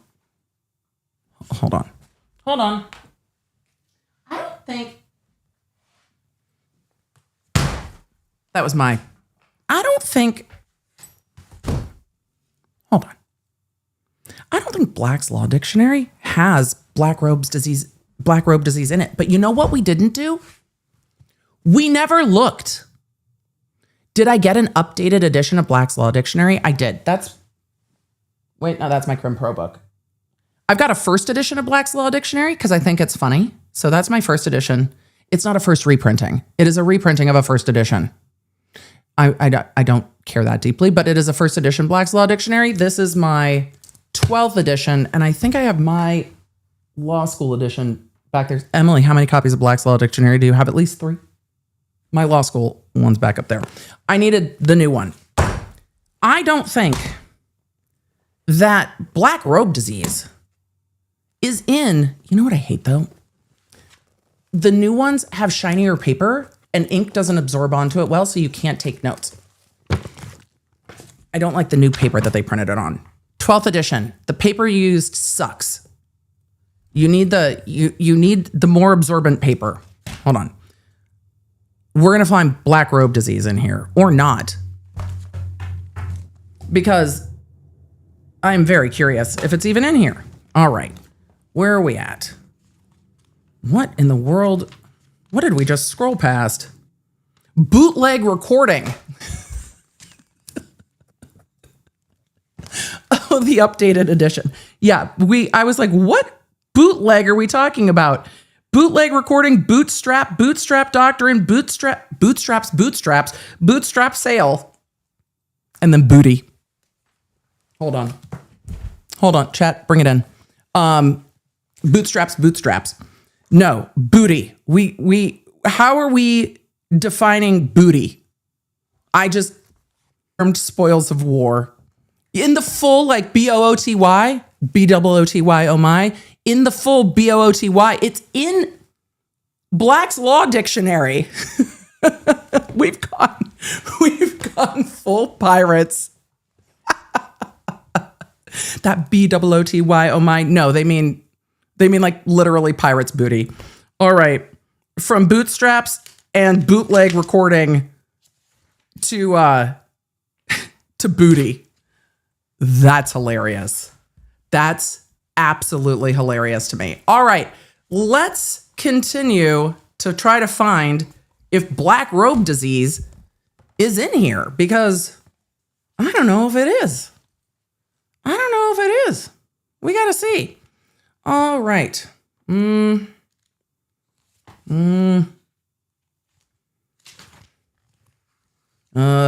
Let's see. Are we almost there? No, we're at Blackacre. All right, we're close. Let's see if we get to black robe disease. For those of you who are having stream issues, our stream health on my end looks great. Y'all have to refresh YouTube. It is a YouTube thing. It is a YouTube thing. It is not us. It is on the YouTube end. Sorry, y'all. That's YouTube. Megalina, will you just put a note in the chat so people can refresh? That I don't know why YouTube is glitching.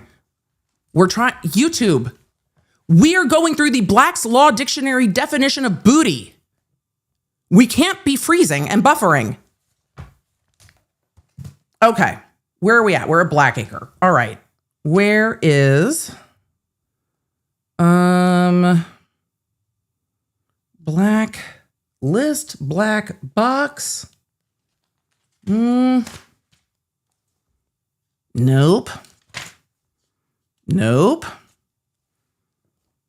Black letter law. I mean, we got that. Blackmail. And a lot of different options for blackmail. But nothing about black robe disease. Ma'am?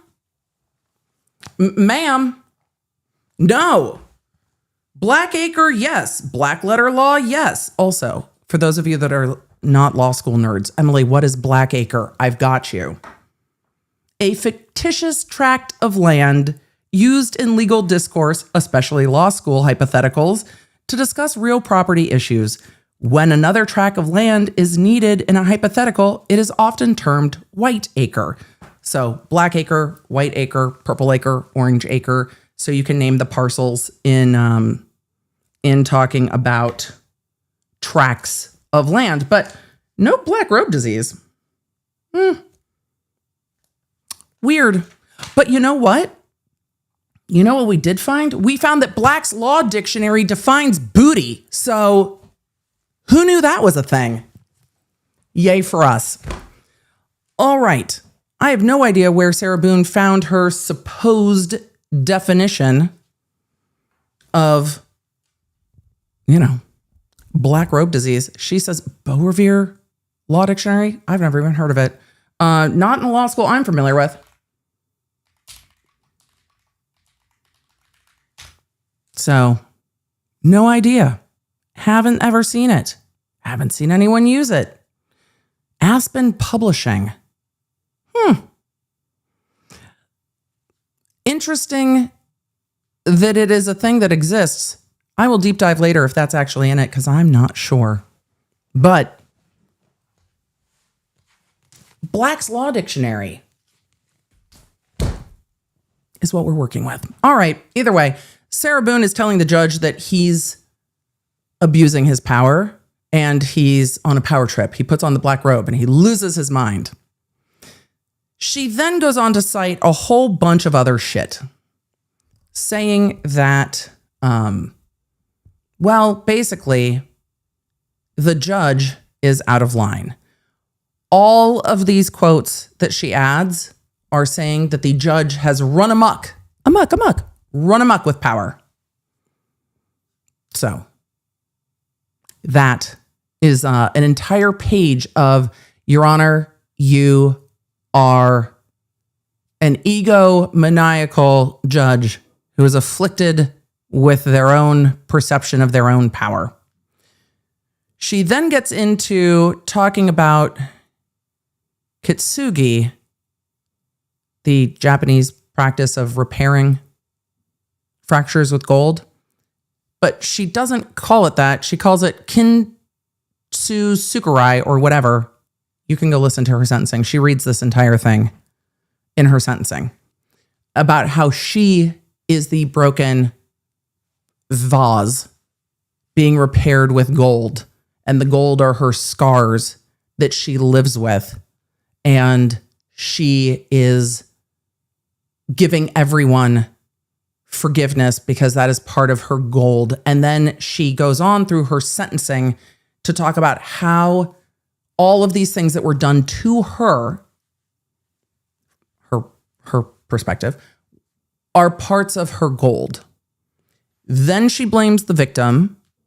Then she continues to say that she forgives the victim for everything they've ever done. And all of these are her saying, for every time he dragged me, for when he did this, for when he did this, I forgive him. Pages and pages and pages of everything that she thinks that the victim did to her. We're still pages and pages. Another great contributor of my gold is social media. I can't reread the things she said about the victim. Because whatever happened between the two of them, there are options that are not murder. People keep forgetting that there are options that are not murder. There are options that are not murder. Another great contributor of my gold is social media, with its greed, insensitivity, deception, obvious exploitation, and advantageous gain from my criminal case as a whole, and for sentencing me by anticipation. Emily, what does that sentence mean? I don't have any fucking idea. I have no idea what she's on about. I'm with you. For sentencing me by anticipation as a result of ignorance and hate conjured and fabricated by the organized crime that is social media, which condemned me in the court of global public opinion since the beginning.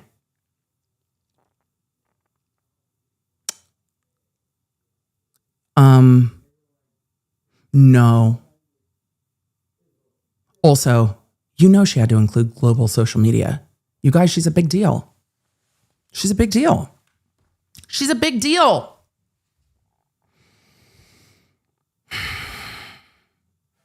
She goes on to say, my family law case is the new prey waiting to be picked apart and pillaged from me, being made infamous by social media in my criminal case. It simply seems I cannot forgive and be forgiven and move forward. Yeah, ma'am, that's not for us to decide. That's for Jorge Torres's family. That's for your son. They get to decide forgiveness. We just want to see if the jury got it right or not. And then see if any mistakes were made. But you did all this to yourself. Social media has made me a pariah. It has caused great oppression and undeniable disadvantages. Ma'am, people are putting money on your books because they saw your case on the internet. You've got way more beef sticks because of the internet than the undeniable disadvantages, especially by broadcasting and manipulating my cases online. We just watched it. In my criminal case, as a result, my opportunities to be given a fair, proper, and uninfluenced, successful conclusion was heavily depleted and poisoned. Someone take her thesaurus away. I forgive them.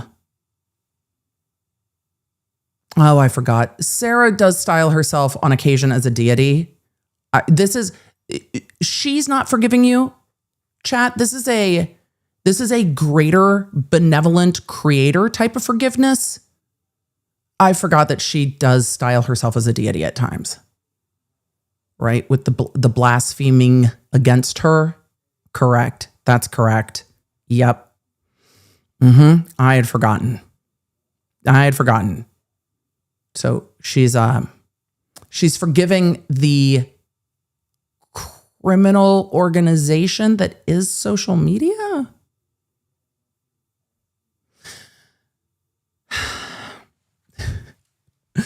I've got to grab this comment. ABBVX says, it's giving. That's a big word for Elmo.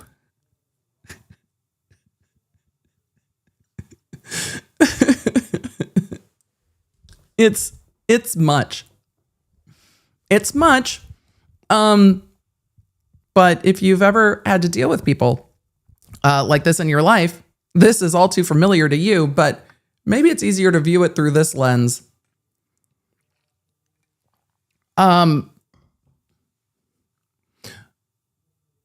So she's forgiving the criminal organization that is social media.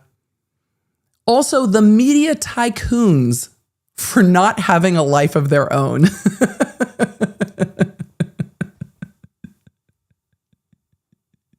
She's just dead ass like, get a life. Oh boy. Who do not have a life of their own, trying so desperately to make themselves seem so right by making me appear so wrong. No. The video from your phone, ma'am. The video from your phone. Forgiveness for prejudgment, ridiculous theatrics. The call is coming from inside the prison, ma'am. Ridiculous theatrics. I do agree, though, that there are times that the media is prone to ridiculous theatrics. I mean, I don't disagree on that. They could have just called it Florida versus Sarah Boone, but it was like the boyfriend suitcase suffocation murder trial or whatever they named it. Just Florida versus Sarah Boone will do. But to make themselves seem so right by making me appear so wrong is just wild to me. Forgiveness for prejudgment, ridiculous theatrics, lies, making and taking blood money from my and other misfortunes. Ma'am, what was the misfortune? That you got caught? That you did it on video? Mine and others' misfortunes, accidents, and catastrophes. It's all over their hands and keyboards. Are we going to get to Macbeth? Out, damn spot. The blood on their hands and their keyboards.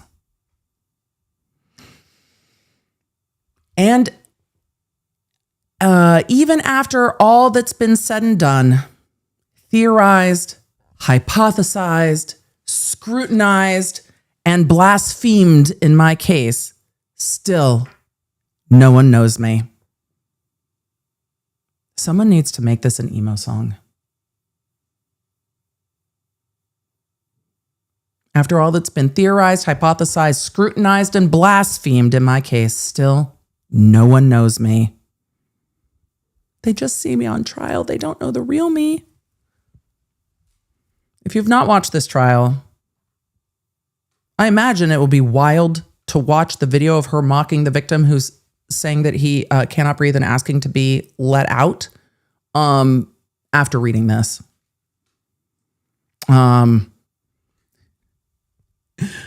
She should have made it rhyme. Blasphemized. Lil's Miss Nat said, and monetized. Yes. Yes. Mm-hmm. Mm-hmm.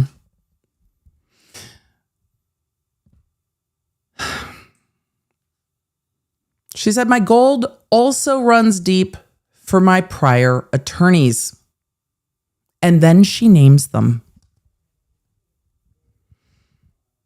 Mauricio Padilla, who sold me the world with empty promises, then abandoned his responsibility as my attorney after taking 2.5 years of my life, when finally realizing he was in over his head, all while hoarding JAC dollars, those are the Judicial Council dollars, JAC dollars to fund his staycations with his family when in town from Miami. For having resources ready and available, not allowing me, the client, to ever utilize, which could have greatly progressed my case and perhaps concluded, only for him to decide water parks, fine dining, and choice holes. Wait, no. Does that say hotels? Are we talking about golf courses or hotel? That says hotels, right? Right, okay. Choice hotels were more important and on the JAC's dime. She's like, you're staycationing on my dollars. I forgive Frank J. Bankowitz, full name, Frank J. Bankowitz, for committing perjury to the judge and on court record about my attempts to be a proactive defendant. Your Honor, it's perjury. I was not harassing my attorney. I'm a proactive client. Mm-hmm. The harassment part is my speculation. Committing perjury to the judge and on the court about my attempts to be a proactive client, proactive defendant and client, inquiring about my discovery and trying to communicate with no answers or correspondence in any manner. Do you remember when we got into the filings about her appellate counsel not being in touch, and she talked about how many of her friends from the internet were calling that lawyer? Mm-hmm. It's not just Sarah making those calls. Sarah's got flying monkeys that were making those calls to the lawyer. I imagine that was happening here as well. You guys, she was being a proactive defendant.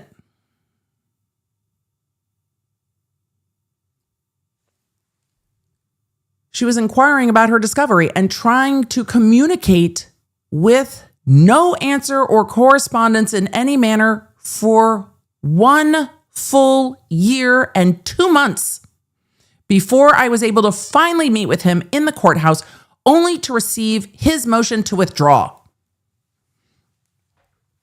I can't imagine that she never talked to her lawyer once in a year. But when we're asking about how long this case went, this was some of it. Frank J. Bankowitz, she said it again, is forgiven for his greed in taking $15,000 from the JAC, who honorably aid indigent defendants as myself for taking advantage of and robbing the justice system by lying and avoiding clients, taking their money and the JAC's. This seems like she is reading out a decree before somebody goes into the stocks. I hereby forgive full government for their greed and theft. Winston, you're next. Winston E. Hobson receives my forgiveness, who also unethically perjured himself to the judge and on court record about all the progress and attorney work he did in my case for the 2 months he was court appointed. Nobody is sliding on this. 2 years, 2 months, you're in this.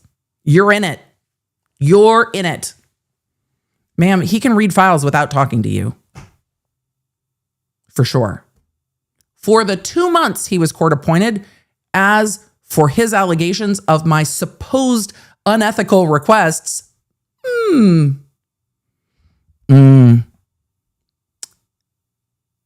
right.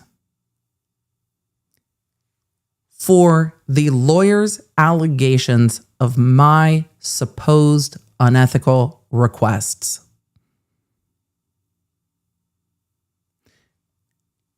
Defendants can ask a lot of their lawyers.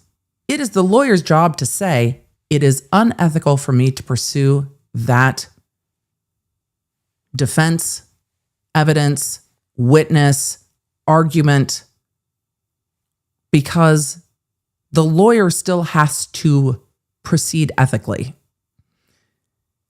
And I think there's a little bit of a peek into the truth of the matter and why she's going through so many lawyers. We're doing this. And the lawyer going, no, we're not. And that's not your decision to make. There are some things that the client has absolute control over, like if they testify or not. But when it comes to the arguments a lawyer is making, their duty of ethics and candor to the court mean that even if the client says, well, argue this, they can't argue something in bad faith. And I think that's probably a little bit of a peek into what was going on with these lawyers. And they're like, yeah, Your Honor, my client keeps asking me to do an ethical shit I can't do, so I'm withdrawing from the case. Bye.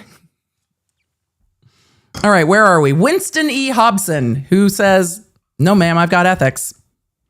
I'm sorry. She said he was lying about that because she just was trying to get discovery, you guys, and trying to have him file a motion for my lawful inclusion to my pretrial conferences under the Federal Rules of Criminal Procedure. File this motion. No. Oh, there's more. Continued forgiveness, chat. Continued forgiveness in his greed and selfish intentions. Can you just... She's just sitting here going, shame, shame, shame. I mean, forgiveness, forgiveness. Continued forgiveness in his greed and selfish intentions, also for robbing the JAC and indigent defendants of $15,000 more for nothing.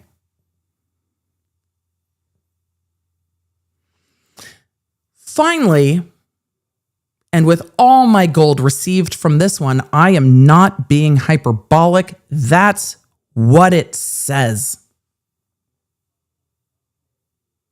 Finally, and with all my gold received from this one, I forgive Patricia. Patricia A. Cashman. Sorry, that's a real deep cut color guard meme. I don't know if the Patricia soundbite has made it out of the band world on Instagram, but if you are in any of the band or color guard world on Instagram, Patricia is well, that's a deep cut. I forgive Patricia for her mean, snotty, egotistical attitude. Ma'am, who's upset with Patricia being an outspoken woman? You're calling your female attorney snotty? You didn't call any of your other attorneys snotty.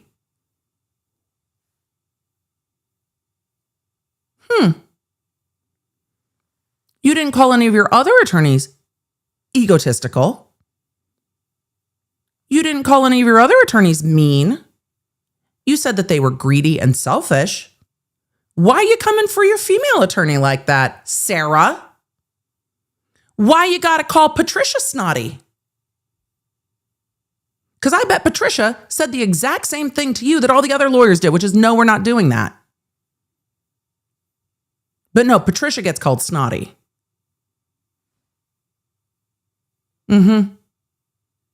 Sure.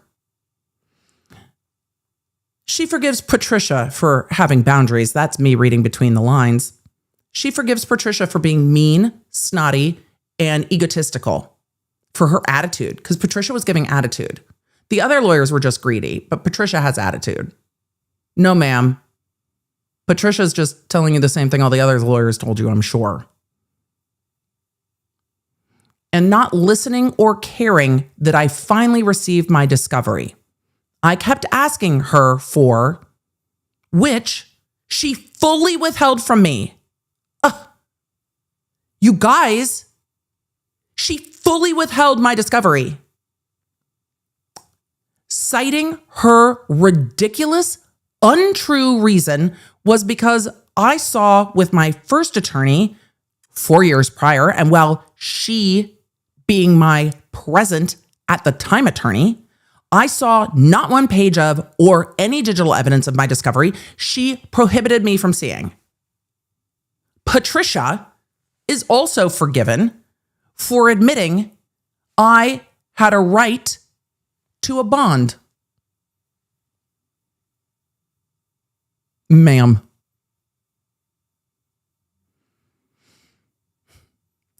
Patricia is forgiven for admitting that I had a right to a bond I asked her for so I could actually utilize one of my rights as opposed to...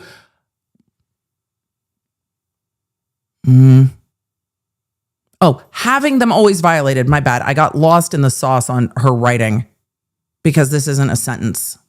This is a... Can I read that in one breath? Hold on. Patricia A. Cashman is also forgiven for admitting I had a right to a bond I asked her for so I could actually utilize one of my rights as opposed to having them always violated as prior and still ongoing. Then her deterrence to all of my opportunities to do so. Oh, good. There's finally a period. For all of her lies, condensation, gross, unnecessary arguments, and anger that I asked her any questions and wanted to understand, for her doing nothing other than giving me an even harder time and request transcripts, then brazenly lie for over $16,000 for doing so. Also from the previous resources provided from the JAC. I forgive Patricia for being a liar and a bully.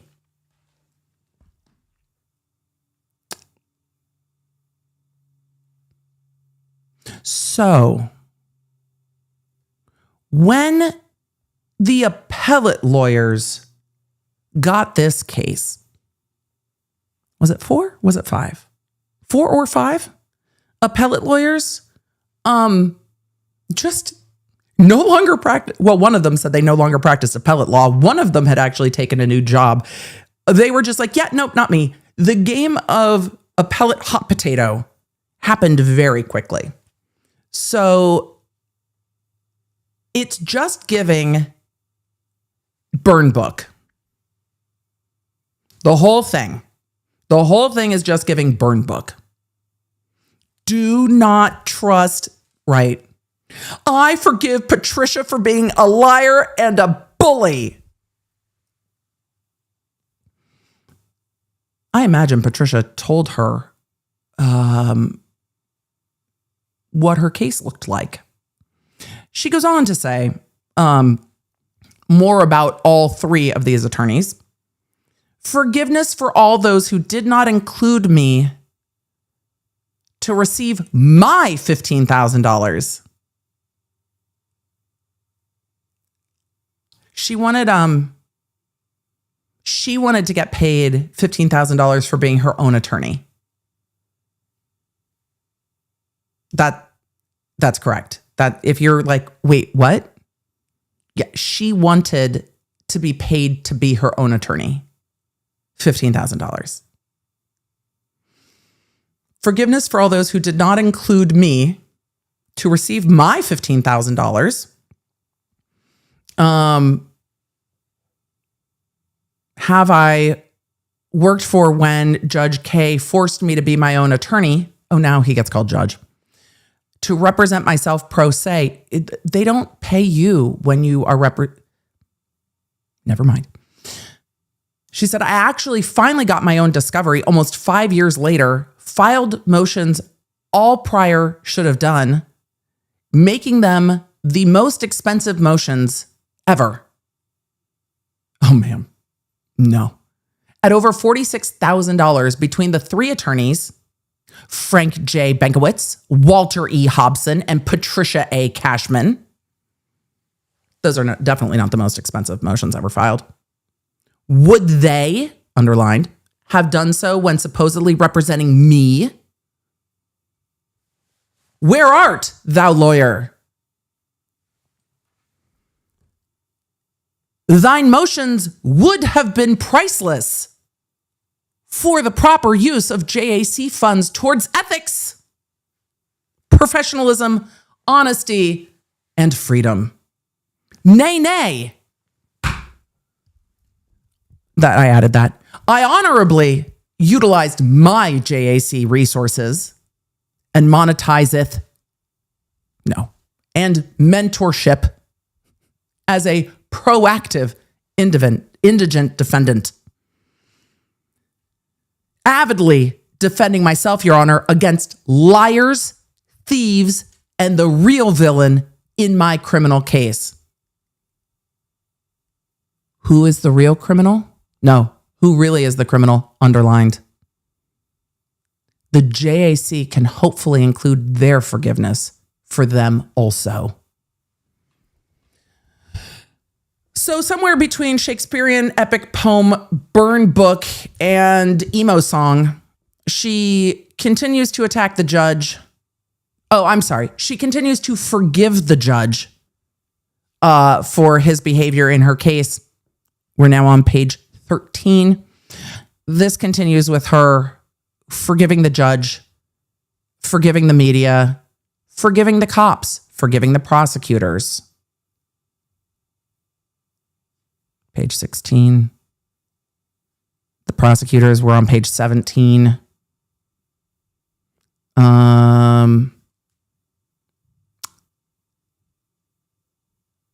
I don't know where we're at on who's getting forgiven.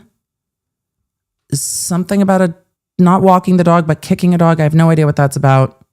Oh, the jury. Right. Okay. I forgive the jury. Truly. We're now on page 18. There's a heart at the end of this page. So I, instead of a period. So I had to pause for a second. Yes, we will, I promise, get to the appeal. Once we started, it just kind of takes on a life of its own with this thing, because I had forgotten how much there was. I forgive, she says, this jury, truly underscored, for being weary from this confusion and dysfunction. Also from being hungry. The jury's forgiven for being hungry and tired and wanting to go home to their families after being away from in full capacity for 2 weeks. I understand, underscored. Ma'am, did you really just say they were hangry and that's why you got convicted? They weren't sequestered. Like, they went home every night, Sarah. They didn't go back to a cot. From this and their brash, misguided, corrupt decision, I was wrongfully judged a murderer instead of a survivor. For this, all is forgiven. For this, I can still survive and stand tall. Sorry, stand tall. Taller than Banfield. She can still survive and stand tall, having an even greater, the greatest opportunity to finally be understood in the Supreme Court for my appeal. I didn't lose. I'm not, that's what's on the next line. I didn't lose. God just wanted me to win in a different way. Freedom in forgiveness. Heart. In the end, you pick which lyric comes next. In the end, I forgive myself for not choosing my life sooner, for not being more brave, vigilant, bolder, outspoken, stronger mentally and physically, emotionally, and spiritually, for being helpless, desperate, simple-minded, weak, and inexperienced. I'm just a girl. I forgive myself for just being a girl. The thing that makes me so mad about this is that self-forgiveness is needed for many things. So many carry around shame that is not theirs, carry around pain that is not theirs, carry around a weight of something that is not yours to carry. And there is room to forgive yourself because it's not your fault. This is not that, ma'am. I'm sure there is room for you to forgive yourself for not choosing sobriety and your child over this. For not choosing to walk away from this relationship, sure. For not taking your domestic violence classes seriously, fine. There is room for forgiving yourself and allowing yourself to move on. This is not that. I just needed to make sure that you knew that if that's something that you are working on, you are valid. This is different, especially for those of you that are survivors, for those of you in a different realm that have had late in life diagnoses and you're like, oh, my entire life makes sense. That's not your fault that you didn't know. But this is not that.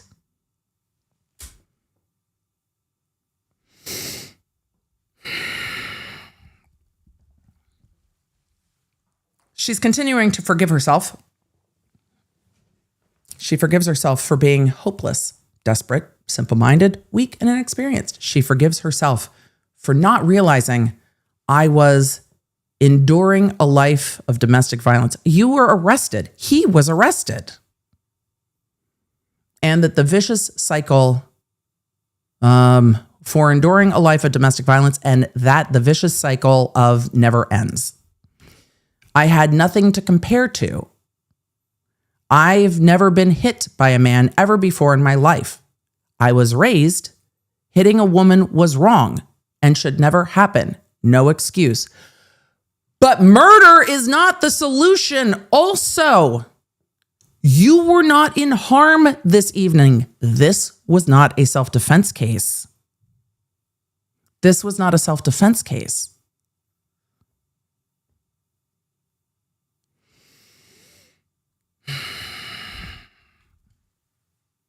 She forgives herself for not escaping permanently, for not fighting back sooner.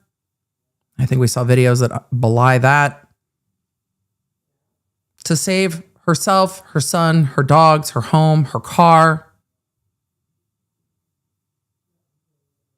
Having 20/20 hindsight, thinking of everything I could have done differently, like not murder. Alana, thank you for saying this in the chat better than I could. Alana said, as a therapist, I agree forgiveness is important. What Sarah needs is accountability. Thank you. It's kind of staggering how that piece is missing. But she's doling out forgiveness because everyone has done this to her. Also, don't use your hands, everybody. We don't hit. Let's go with that. We use our words, right? Sarah, right?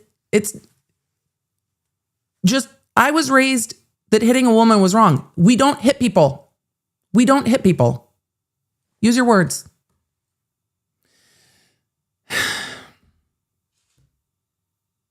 Also, you don't get to hit someone and be like, you can't hit me. I'm a woman. That also doesn't work, Sarah. Nope. All right. But we know this. I've said this before. She continues to go on and say, I forgive myself for falling in love with a monster. She's talking about the victim. In all my forgiveness, George, the victim, is my greatest lesson and will forever be a part of me. You know, the thing that's crazy to me is she probably sleeps just fine. Probably sleeps just fine at night because everyone else is wrong. She read the rest of this at her sentencing. We're not doing that here because there is a whole part, the forgive me, George, forgive me, Torres family. There's a whole part where she's like, forgive me, entire planet. Forgive me. She's nailing herself to a cross. Ugh, okay.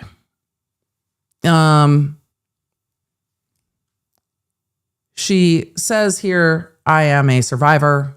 She says, learn to do good, seek justice, rebuke the oppressor, defend the fatherless, plead for the widow, Isaiah 1:17, all encompassing, protect the abused. Sarah Boone, 12/2/24. I didn't read the whole part where she tries to forgive society for not protecting her and not lifting her from this situation. So now that we have read Sarah's words of forgiveness, it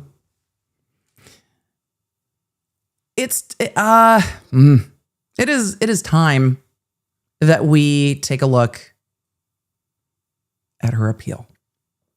Because I think we needed a full, much more fulsome than I anticipated. We needed a bit of a deep dive into that sentencing memo from 12/2/2024. And on April, 22nd, 2026, her opening appellate brief was finally filed. So here we go into Sarah Boone's appeal. I should probably swoop because there will be some that are like, oh no, I can't go through this letter again. It's really difficult. It's wild.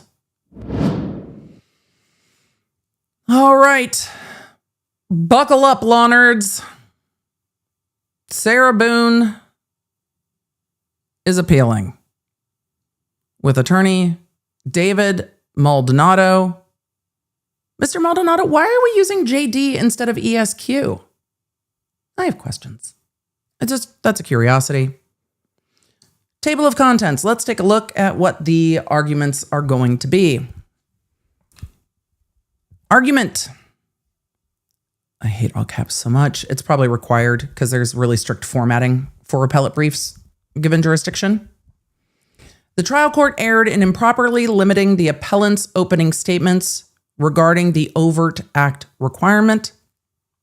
The trial court did not provide an adequate remedy to the appellant for the appellee's substantial discovery violation. Oh, what discovery violation? Curious about that. Erroneous jury instructions were provided on the initial aggressor exception to the self-defense rule. Interesting. The trial court improperly allowed the admission of the appellee's expert's opinion on an ultimate issue of fact. Common internet lurker said, doesn't JD mean they've got a doctorate? A Juris Doctor is what all lawyers in the US have. And then you pass the bar. So there are plenty that have a Juris Doctor that are not bar passed lawyers. Like you could have a Juris Doctor law degree and not take the bar and not be a practicing attorney. It's just I don't see lawyers very often using JD after their names. That's all. You know what? Maybe it's time to just start embracing the fact that I have a Juris Doctor and start just going by Dr. B. We could just be Dr. B and Dr. B. I would never. I think it's douchey when lawyers call themselves doctors unless they have some other doctorate. Like if you're a JD PhD or a JD MD or a JD DDS, fair. But you know, I'll still consider it. All right. We ready? Those are the arguments. What is Sarah Boone arguing on appeal?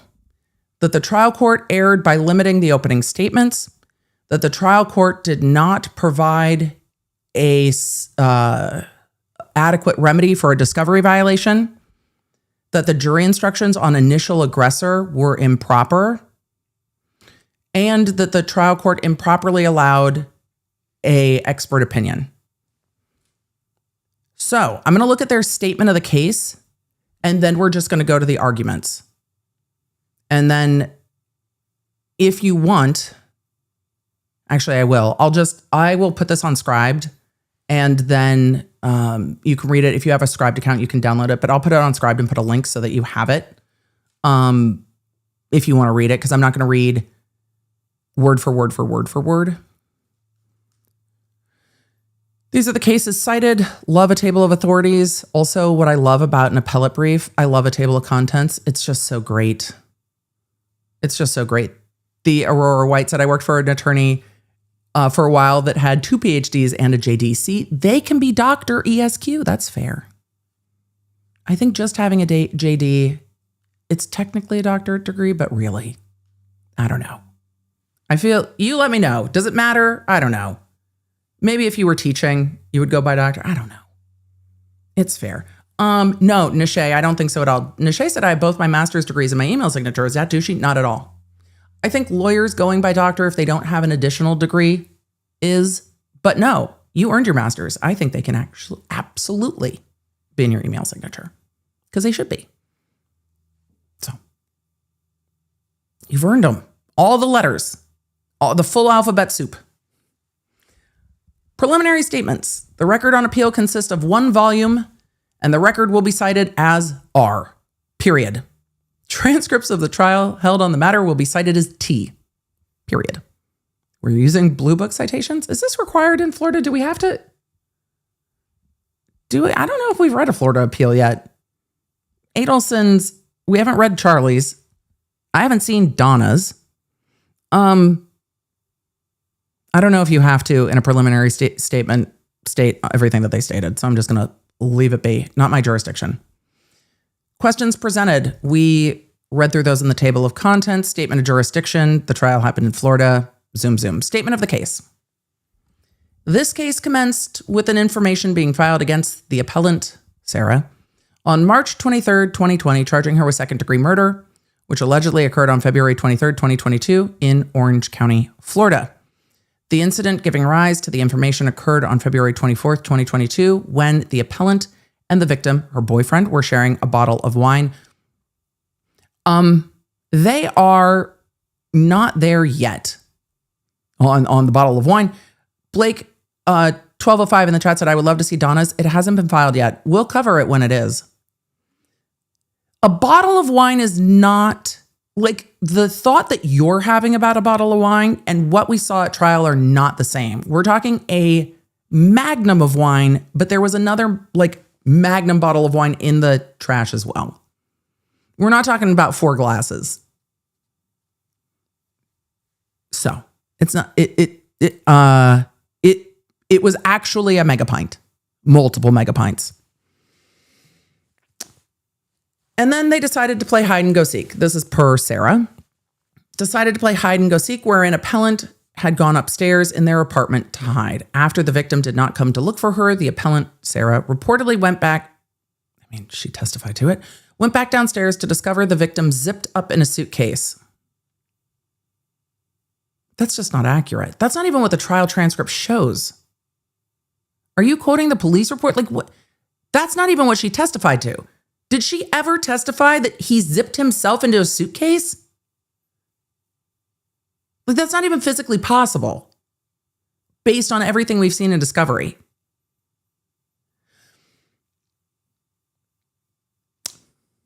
Okay. I'm Emily. We are daily reminder. We are not here to argue. We are not here to argue with the appellate brief. We are going to read the appellate brief. We are going to read the appellate brief and not argue with it. Deep breaths. Okay. It's going to be hard, but away we go.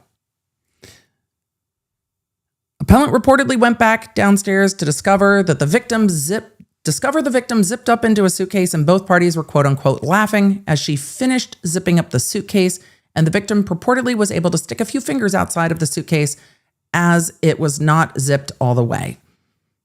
For those of you who watched the trial, this is appellate advocacy. This is a statement of the facts written in the light most favorable to their client.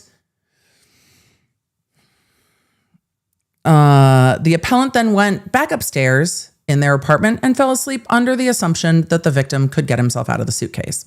The next morning, she woke up and did not see the victim until she went back downstairs they left out how long of a period of time that was, but okay. She went back downstairs to discover the victim had died in the suitcase, at which point she called her ex-husband, who in turn directed her to call 911.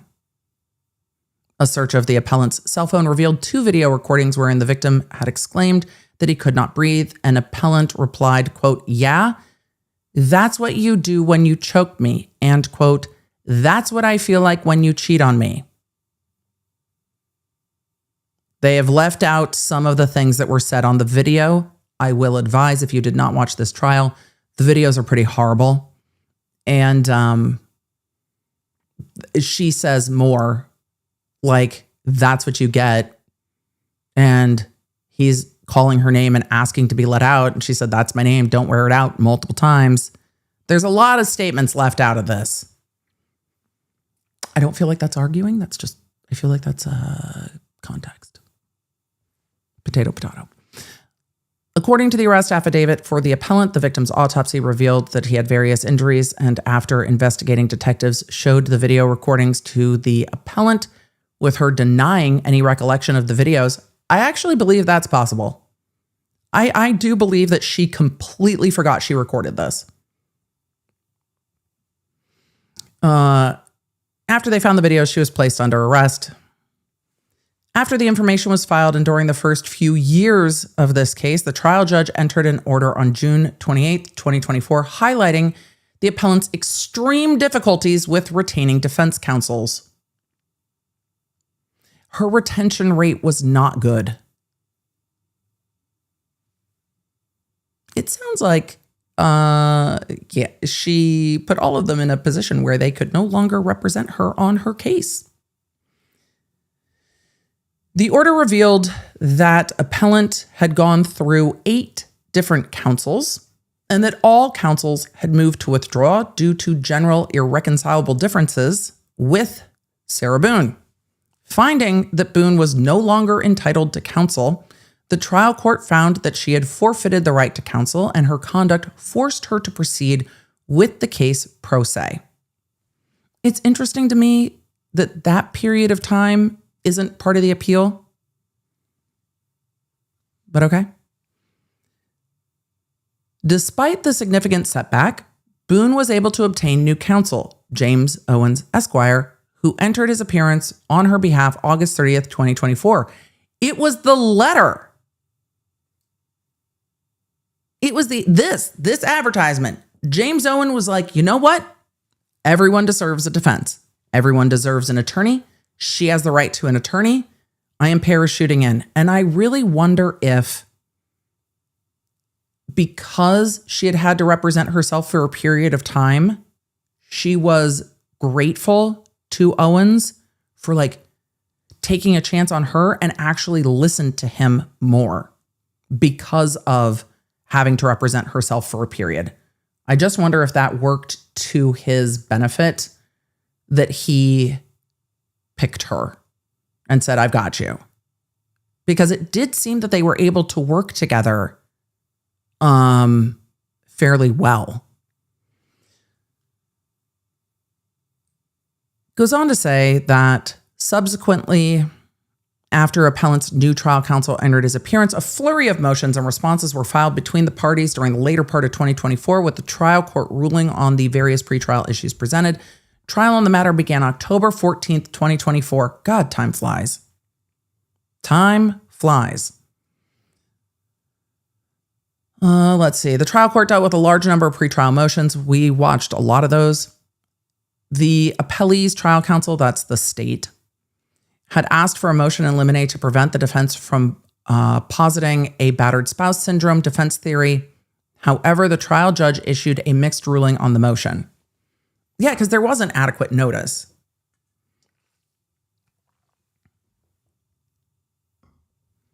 While the trial court would not completely exclude the defense, the trial court did rule that the defense would need to lay proper predicate before the defense expert would be allowed to address the defense. That's appropriate. We see that in self-defense cases as well. That's not unknown under the law. Specifically as it relates, I don't know, chat, why the lines on this are like, it's either me or it's the lines on this are sloping downwards. If this is making your brain buffer, it's also making my brain buffer. I get you. It goes on to say, specifically as it relates to the state's motion in limine on defendant's battered spouse syndrome theory, the state's trial counsel referenced statements that Sarah Boone ostensibly made to the expert witness that would testify at trial that led to the state arguing that there was no quote unquote overt act that would allow the defense theory to come in.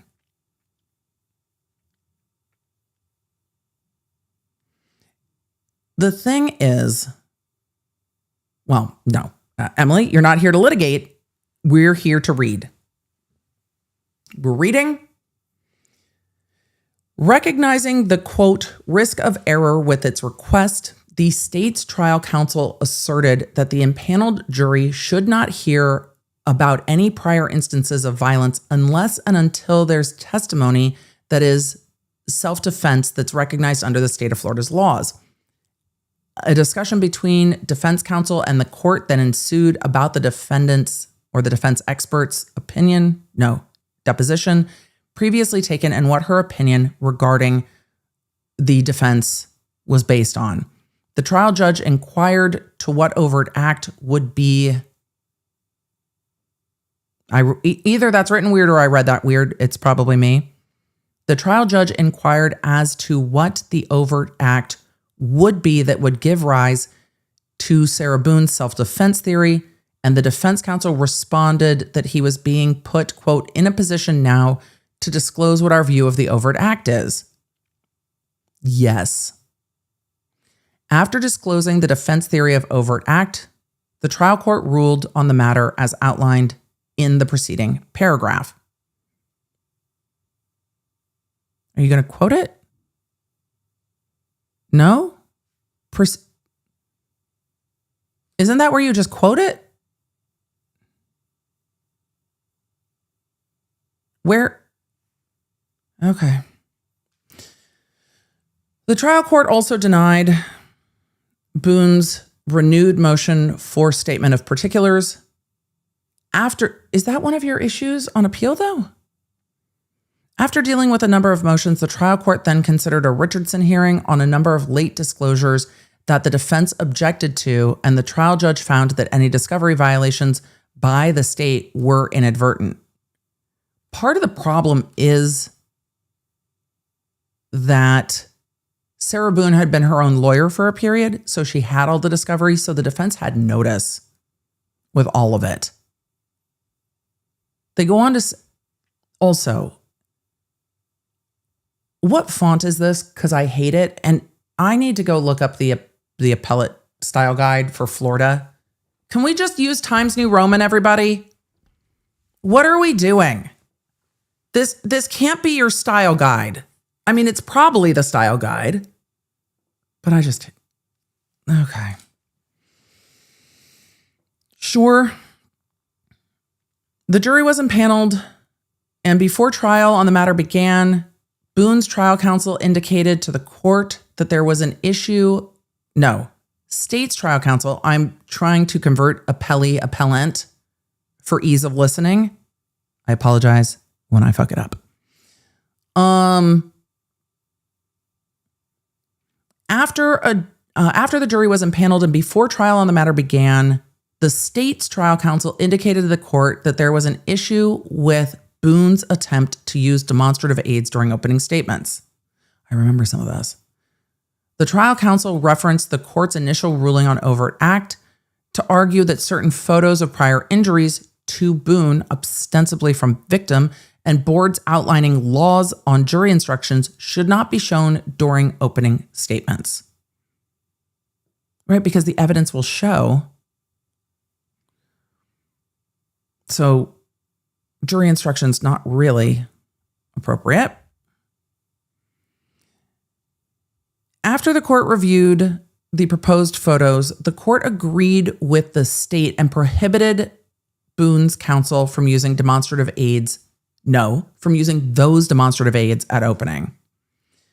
The evidentiary portion of the trial on this matter began on October 18th, 2023, with several witnesses called by the state. Trial thereafter continued several days with numerous witnesses and publications of various video evidence, including portions of video taken from Boone's phone, as well as detective interviews with Boone before the state rested. After the trial, judge denied Boone's motion for judgment of acquittal. That's the motion to dismiss. Pick your parlance. That one. Motion for judgment of acquittal. The appellant was called as a witness in her case. She testified generally about the incident in question, what led up to the victim's death, her fear of the victim as he was attempting to get out of the suitcase. I don't think the jury believed her. They go on to say her fear of the victim as he was attempting to get out of the suitcase that he was zipped up in based on his prior acts of violence against her and the aftermath after she discovered he had been deceased. That's a weird sentence. Several additional witnesses testified for Boone, and after Boone rested her case, the state presented rebuttal testimony from Dr. Werner. While testifying as to her 2.5-hour evaluation of Boone, Dr. Werner opined that Boone was not suffering from any PTSD that could lead to a battered spouse syndrome or could lead to battered spouse syndrome. And Boone's counsel objected. So that objection is preserved for the record. A very lengthy discussion ensued between the counsels and the court. I think most of that was at sidebar to my best of my memory, but it's been a minute.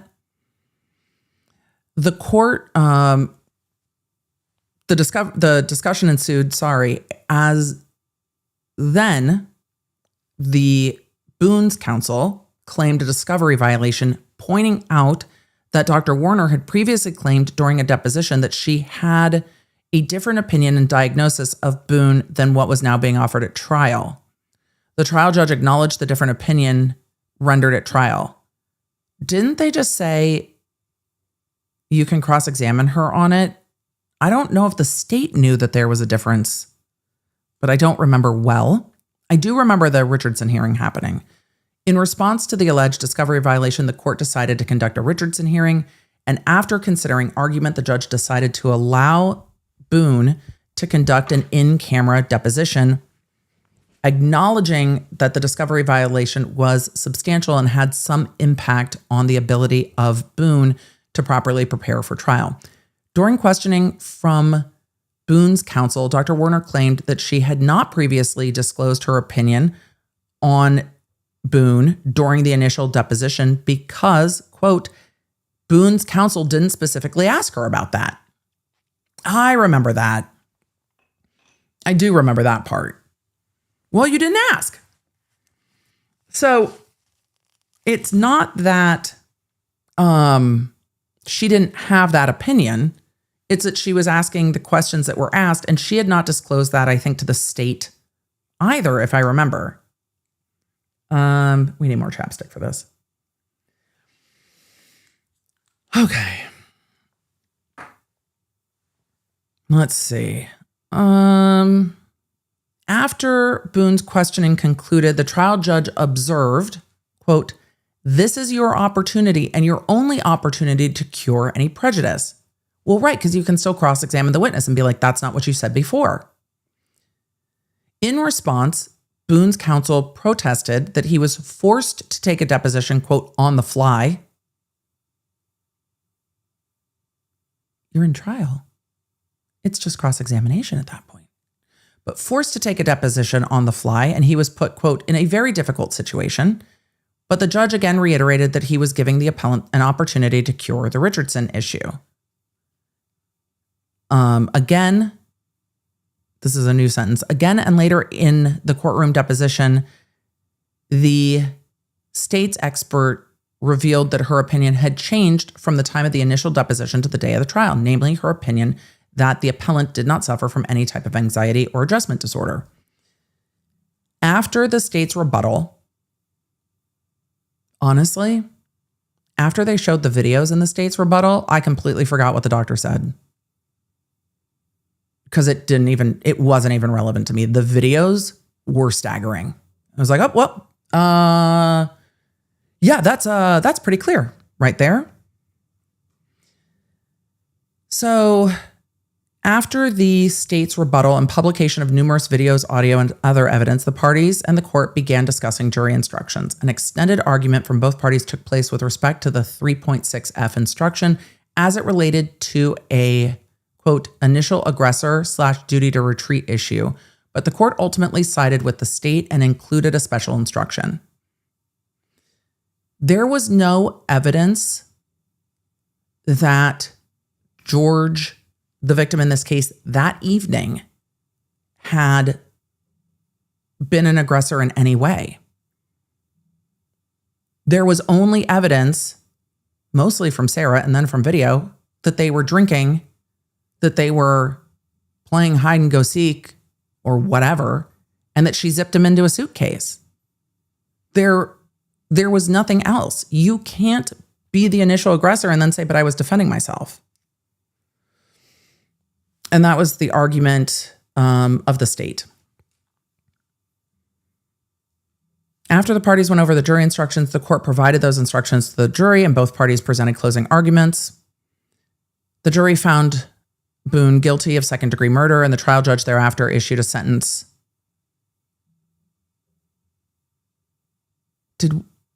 What are these sentences? The jury ultimately found the appellant guilty of second-degree murder, and the trial judge thereafter sentenced her to life in prison. Can we just one more proofread of the appellate brief? Just a one.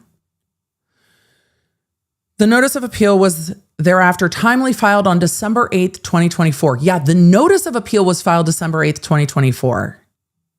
And then hot potato ensued, and now we're here. Summary of the argument. The appellant respectfully submits that the trial judge committed a number of errors throughout the trial. Improper limitations were placed on the opening statements. Florida courts have held that opening statements can be a critical opportunity to frame a case, and unduly limiting these statements can prejudice a jury's understanding of a theory of defense. Additionally, substantial discovery violations occurred that were revealed during the trial, and the trial court essentially allowed a quote-unquote trial by ambush against the appellant. Consequently, the judgment and sentence should be reversed. Did that touch on all four issues?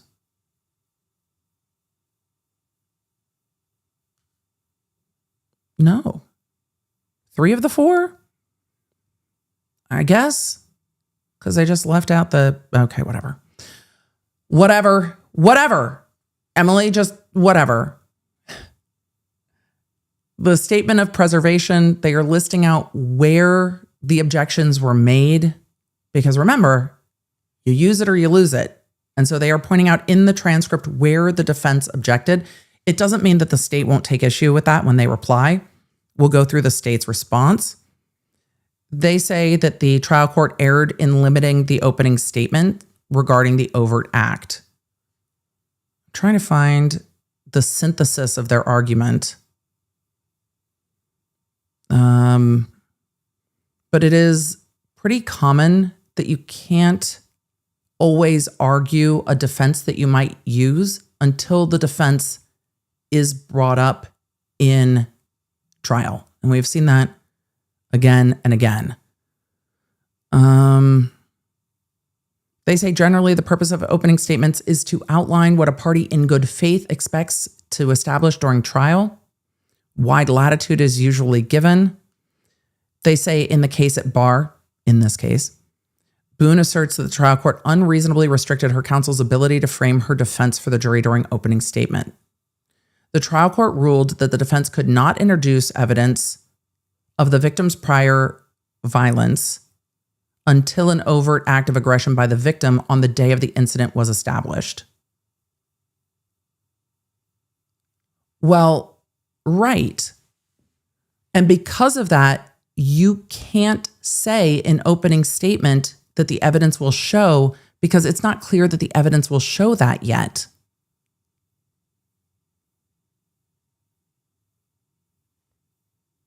So, right. The ruling, they say this ruling forced the defense to present a quote unquote naked opening statement, preventing them from showing photographs of Boone's injuries, not from that day, by the way, or fully explaining why she acted in self-defense until late in the trial.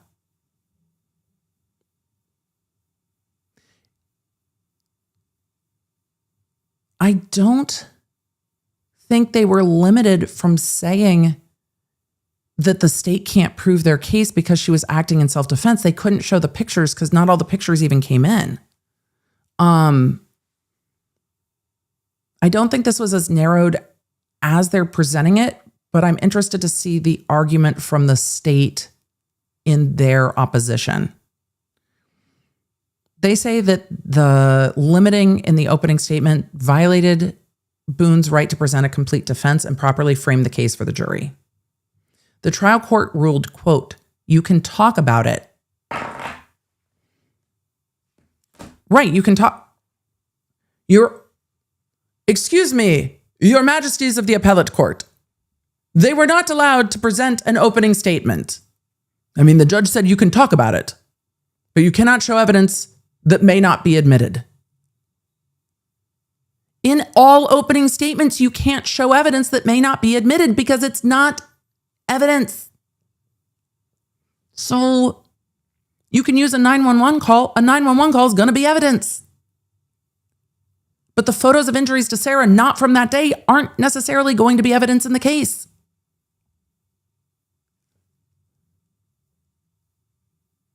The trial court ruled you can talk about it, that Boone was a victim. You can talk about some incidents that may have happened, but I'm not going to allow the photographs at this point in time. Correct. That's the correct ruling. Is this your strongest argument? Are we leading with this argument because it's the strongest one? Because you start with the strongest one. Is this the best one? Because this one's not good. They limited our opening statement. As the court ruled, you can talk about it.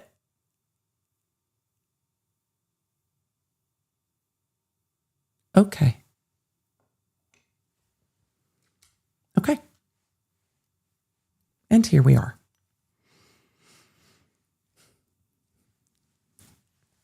The court's correct. Sarah Boone thinks the appellate court's going to do something different. I disagree.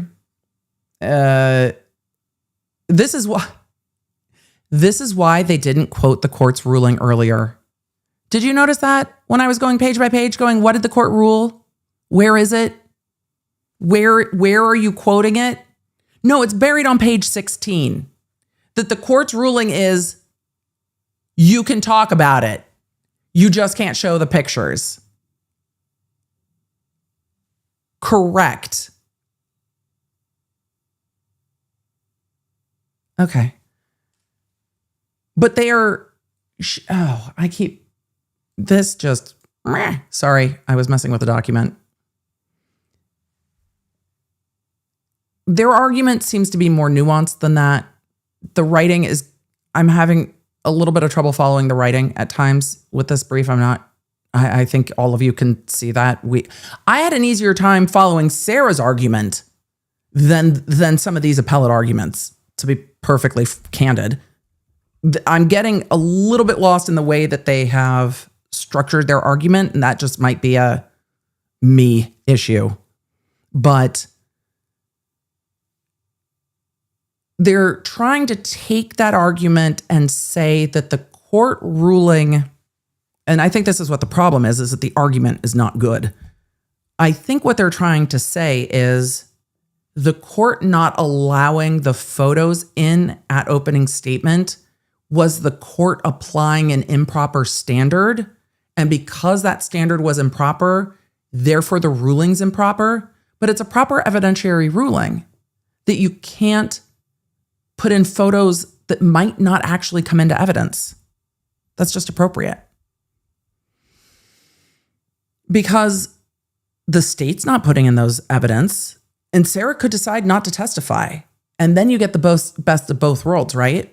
The jury sees the photos and that shit can't be put back in the horse. But then if she decided not to testify, those photos would never come in. So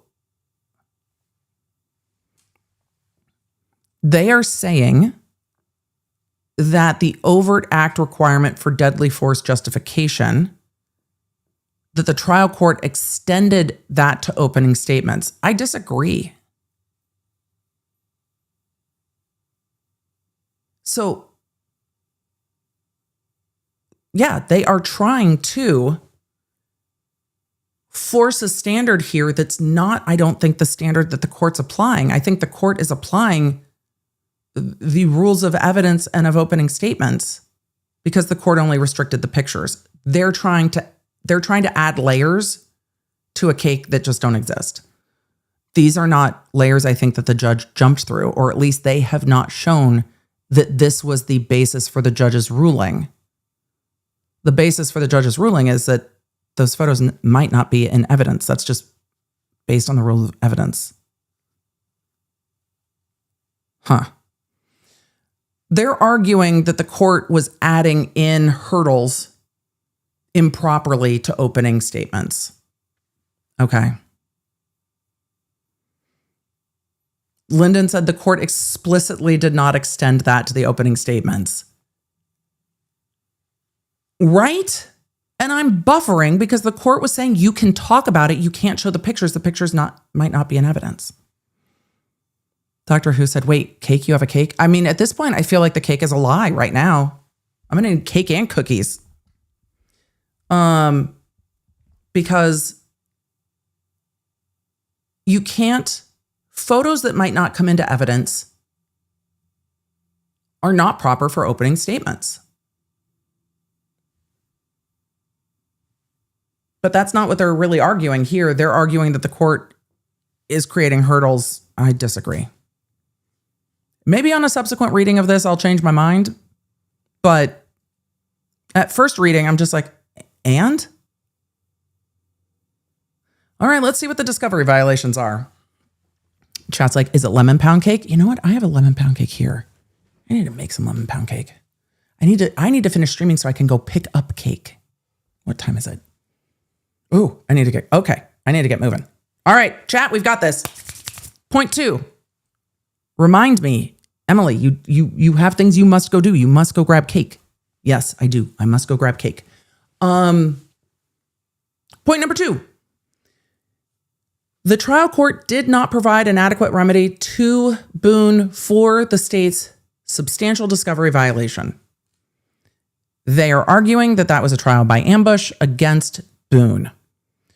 During a pretrial deposition of the state's expert witness, the witness indicated she did not have any opinion on any diagnosis of Boone.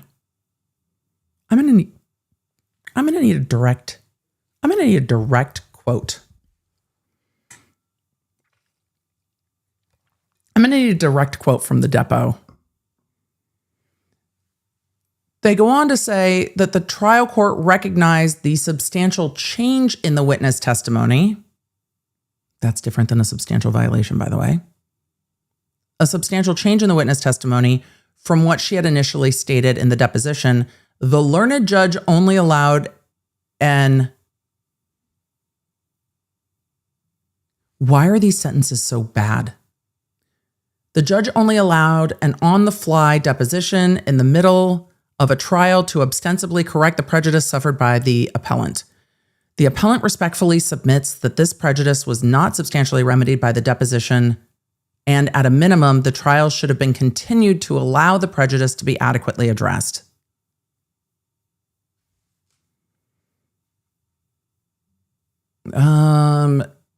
They're quoting the rule about continuing disclosure of additional witness material, but I don't think the state knew either. Is there a quote from the state? They say here, the defense argued that the state's expert witness offered new opinions at trial regarding Boone's diagnosis and the lack of PTSD criteria that were not disclosed in her deposition. They say this constituted a trial by ambush. The trial court found that the violation was quote unquote substantial. I need the entire quote though. But denied the motion to strike or dismiss, instead allowing a mid-trial deposition. The mid-trial deposition remedy was inadequate because the new opinions, e.g. shifting the adjustment disorder to no PTSD criteria, impacting self-defense, battered spouse syndrome defense, came on a central issue after Boone's counsel had prepared cross-examined based on the prior deposition. Under Richardson, the court must assess the prejudice and whether the remedy cures the ability to prepare. A surprise on expert opinions central to the defense often requires exclusion or mistrial, not just a belated deposition. I need more quotes from what happened. In the present case, appellant submits that the discovery violation was quite prejudicial and a mid-trial deposition was inadequate to correct the damage to the appellant's defense theory. Okay, well, what other remedy was needed? The jury was already exposed to the witness's change in testimony. The mid-trial deposition did not cure the surprise elicited by the change, and thus the deposition did not cure the harm to the appellant.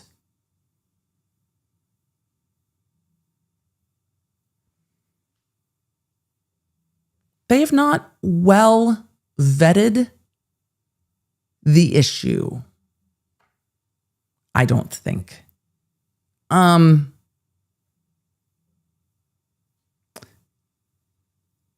Okay. They go on to cite case law. I'm just trying to find the holding on the case law. The appellate court noted that the excluded report did not contain any contradictory information not contained in other report and that had been disclosed, and thus the prejudice was minimal. How do those cases align, though? Chat, you wanted me to read this brief so I would yell about it, didn't you? You knew. Chat, did you know that this was going to do this? Because what are we doing?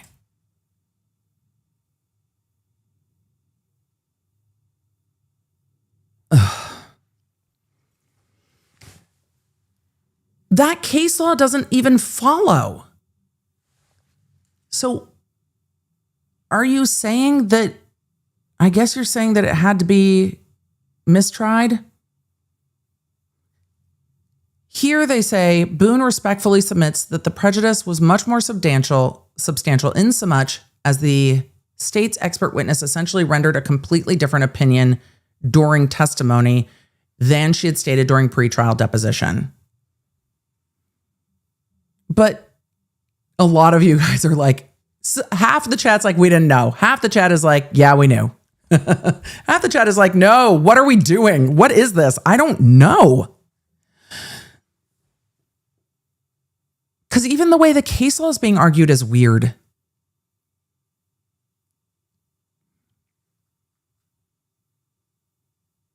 They're saying that the witness rendered a completely different opinion during testimony than she had during pretrial deposition. But what they quoted was the expert saying, well, you didn't ask me that. When an expert wholly crushes the theory I've got to back up to make this sentence even make sense. They said, as opposed to the Denning-Hoff case, which is the one they cited above, I think, that merely involved a misdemeanor DUI charge, the appellant here, Boone, faced a substantial life felony and premised her defense on a self-defense theory of battered spouse syndrome, where an expert wholly crushes that theory unexpectedly mid-trial and without disclosure from the state. That the prejudice here is much more harmful, and thus a mere deposition did not cure the harm.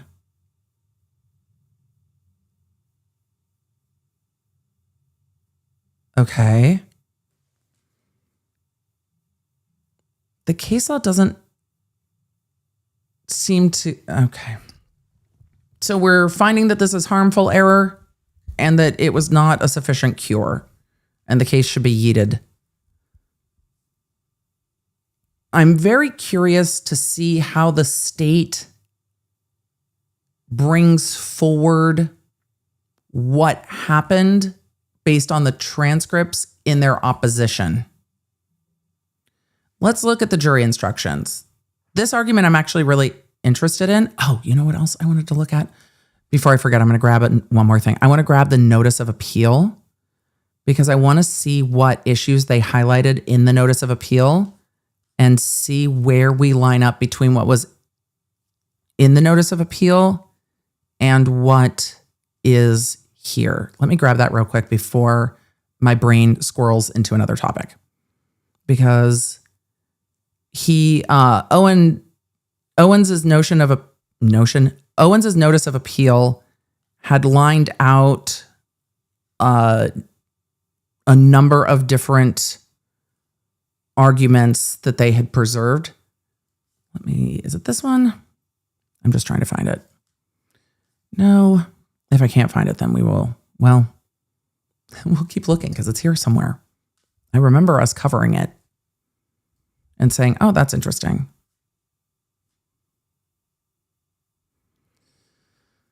I don't know why I don't see the preservation of issues. Oh, it was the notice for new trial. That's what it was. All right. We'll look at those bullet points still because I thought those would be part of the notice of appeal. All right. Jury instructions being wrong. This is one of those areas that appellate courts do not like it when courts get it wrong. The jury instructions being wrong can be a huge issue.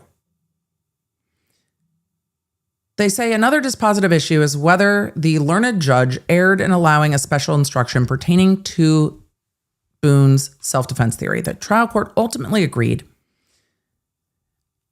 to the state's request to include the initial aggressor jury instruction, which negates the right to self-defense if the appellant was committing a forcible felony. In allowing the special instruction, it's like you can't start a fight and then the other party responds and then you say, oh, I'm using self-defense, and then kill the other party or what have you. So you can't start some, if you don't start, some won't be none, but you can't start the confrontation and then they respond and you say, oh, now I have to use deadly force and I get to use deadly force as self-defense. No, you started the confrontation. So that doesn't work. Another dispositive issue is whether the learned trial judge erred in allowing a special instruction pertaining to self-defense. They go on to say the trial court essentially directed a verdict against Boone's self-defense claim and thus committed reversible error. This is one of the strangest briefs. During the jury instruction review, a disagreement arose between the parties with respect to the 3.6F instruction involving right of self-defense, duty to retreat. In essence, now can you just quote it directly? In essence, the proposed instruction read, quote, if at the time Sarah Boone used deadly force, she was committing an aggravated assault, or if at the time Sarah Boone used deadly force, she was not in a place where she had a right to be, then the defendant had a duty to retreat. Okay. While Boone's counsel objected to the aggravated assault language because she had not been charged with that in the information, that's a bad argument. The state argued that her actions constituted aggravated assault was zipping up the suitcase, exerting force through distance. Oh, that's right. We got to the that's right. That's right. And that's how we got to some of the Star Wars analogies in closing. Exerting force through distance and putting the victim in fear of death. The state's counsel also notably indicated that he would have charged the appellant with aggravated assault and battery if it were not for the statute of limitations that had passed. Well, I mean, once you get to murder, you don't always charge the assault because the murder.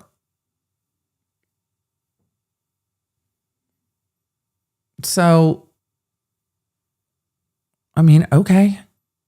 That sounds like the normal jury instruction that if you are the aggressor, if you are committing an assault, then you're not entitled to use deadly force. They go on to say that the Boone's counsel maintained that the case law Martinez versus State allowed an initial aggressor exception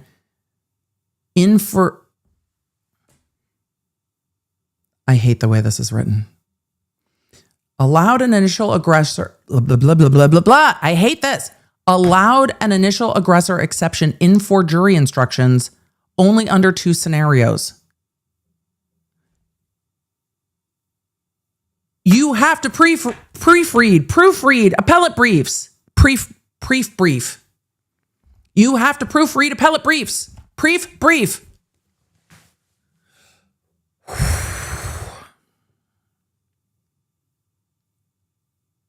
I hate it so much. Okay. Where are the exceptions that initial aggressor is allowed? They say either where an independent forcible felony was charged or felony murder was charged. Well, is that what the case holds? And that had not been done in the instant case. So they are arguing that you can only use an initial aggressor instruction where there is an independent forcible felony that was charged or felony murder was charged. Felony murder is, no, we're not going to segue into felony murder. Felony murder is not the case here. There is no independent forcible felony charged. It's a lesser included of the murder. They are saying that it has to be separately charged and it's not, therefore the instruction's improper. Northwest said no state reply filed yet. No, the state has not filed their opposition yet. Oh, responding to Florida Girl. No, the state has not filed their opposition yet. So opening brief, state opposition, and then Boone reply. And then we'll see what the appellate court does from there. But no state op yet. They go on to say that both parties disagree as to the applicability of the Martinez case. They say in that case, the appellant was charged with both attempted premeditated murder and aggravated battery after stabbing his girlfriend. Notably, the appellant did not object to the jury instruction, including an exception to the appellant's self-defense claim. After conviction and on appeal, the defendant in that case argued that the Florida statute allowing the special instruction did not require an independent forcible felony charge before allowing the forcible felony instruction to apply. The Florida Supreme Court disagreed, holding that it was circular logic that would confuse jurors. In the case at bar, the state argued that the aggravated assault, zipping the suitcase, was a separate forcible felony from the murder, justifying the instruction. I'm curious if it has to be charged, though. If it has to be charged, then that changes things. But they are saying the assault is the zipping him in the suitcase. Leaving him there is what caused the murder. They say that Boone's counsel objected, citing Martinez, the case that we just talked about. The trial court allowed the instruction, modifying it to read, however, the use of deadly force is not justified if you find that Sarah Boone used force to initially provoke ellipses. This instruction permitted the jury to reject self-defense solely because they believed she assaulted the victim by trapping him, which is the exact circularity Martinez prohibits. The charged conduct, trapping him in the suitcase, leading to death, makes the aggravated assault integral to the homicide act, not independent, rendering the initial aggressor/forcible felony exception inapplicable and the instruction erroneous. I'm interested to see how the state responds to that. I'm interested to a more thorough, I do not practice in Florida. I'm interested in a more thorough discussion of whether that was the wrong jury instruction. I think I probably would have liked to see this argument first, because if that is a wrong instruction, that actually might be reversible error. But I'm curious to see what the other arguments are. So I'm putting a note next to this instruction. I'm curious how this one is argued. They go on to say that Boone asserts that this is harmful error that constitutes reversal. This isn't even a real sentence. This sentence should read, this is harmful error that requires reversal of the judgment and sentence. I don't think I've ever seen anything written quite this badly. The sentence actually reads, thus the appellant asserts this harmful error constitutes reversal of the judgment and sentence and remand for a new trial. The constitutes is not the right word.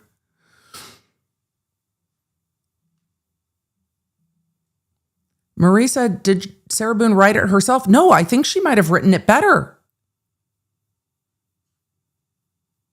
And it would have more flowery language in it if she wrote it herself. This is not good writing. God, my legal writing professor would lose their mind. Wait, Lyndon, what? Lyndon, research attorney of the chat. The instruction wasn't given because the state couldn't charge the underlying felony, so this special instruction was not given. Wait, what? They didn't.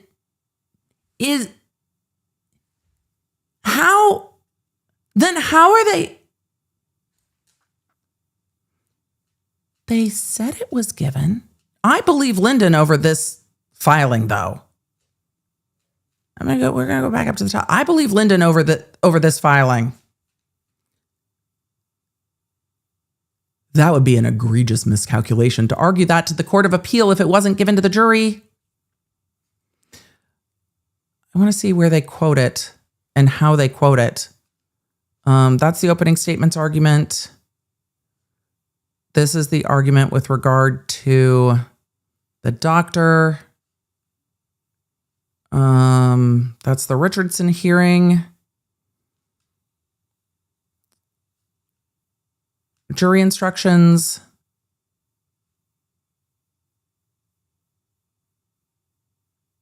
What they say in their summary of the case is after the parties went over the jury instructions, the court provided those instructions to the jury and both parties presented closing arguments prior to jury deliberations. So they leave it out there.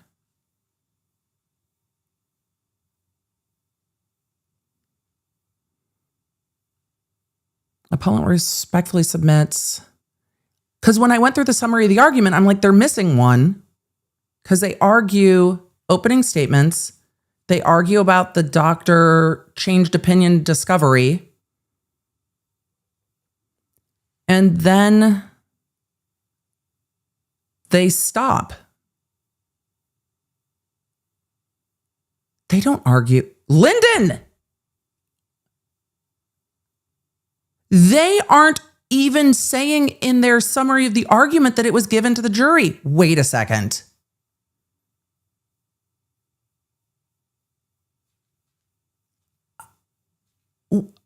What? It's not even in their summary of the case. The Richardson hearing? I'm buffering in real time. We're back on page 11. The rebuttal, and then they skip right over it. They just go, jury instructions, boop. Summary of the argument, it's not in there. Statement of preservation, it's in there. Let's go back to the argument. Did they really never argue that it was given?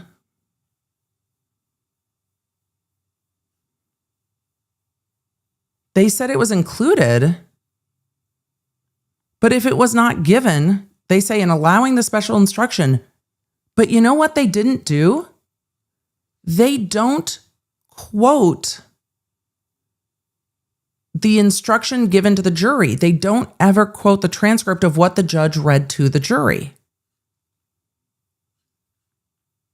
Let's see if they put it in down here.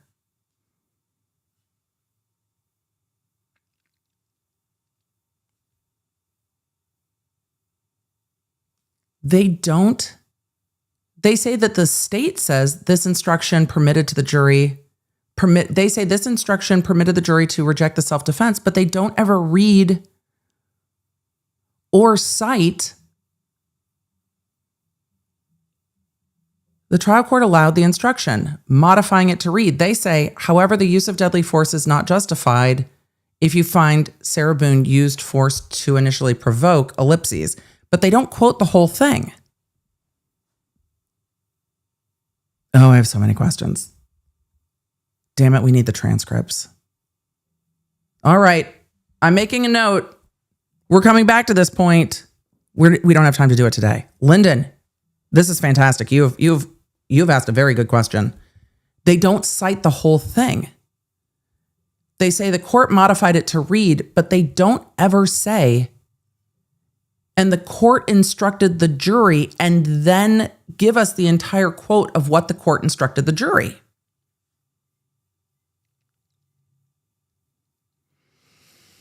Oh boy. It's a really poorly written brief. Truly. I'll be very interested to see what the transcripts say. That's a great question. Oh boy. They go on to say that the trial court improperly allowed the admission of the expert opinion on the ultimate issue of fact. This is beyond the discovery. They didn't even bring this up earlier in the brief. They say another error occurred during the trial when the trial judge improperly allowed the expert witness to opine that the appellant was not in imminent fear at the time of the incident in question. Such an opinion infringed upon the jury's role. I'm going to need a direct quote. I'm going to need the transcript quote. I have no faith that this is an accurate representation. African Lady RSA said, why am I lost? Because this brief is confusing. I am buffering. I have no idea what's happening. It is not clear and well written. It is not your fault.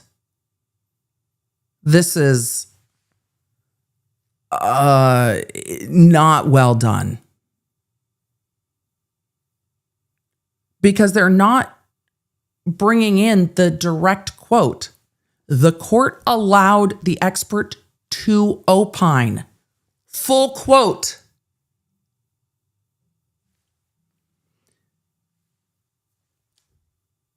They're summarizing it. And I don't trust the representation after all that we've been through in this brief, honestly. They say by allowing the expert to state it's not imminent fear, the witness usurped the jury's role as the sole trier of fact on an ultimate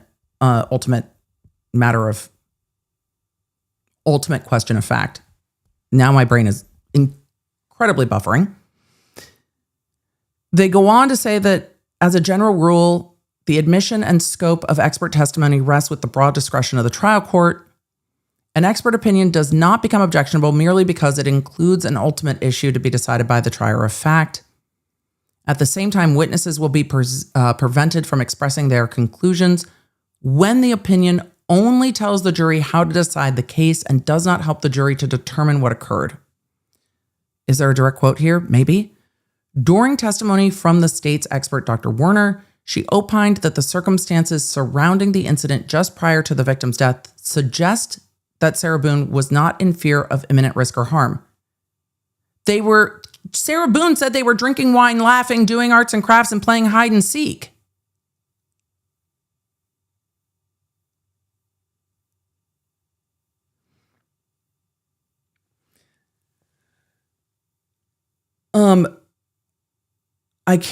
My brain is buffering so hard I am having a hard time reading. Screen name's 2453, and I am so sorry. But the comment is, I'm currently writing my appellate brief for my advanced legal research and writing, and this is just making my eyes cross and my brain hurt. You need to finish your assignment and come back. This is going to make you dumber. This is not going to make any of us better writers. Come back and rip this thing to shreds after you finish your assignment, like for funsies, with a drink.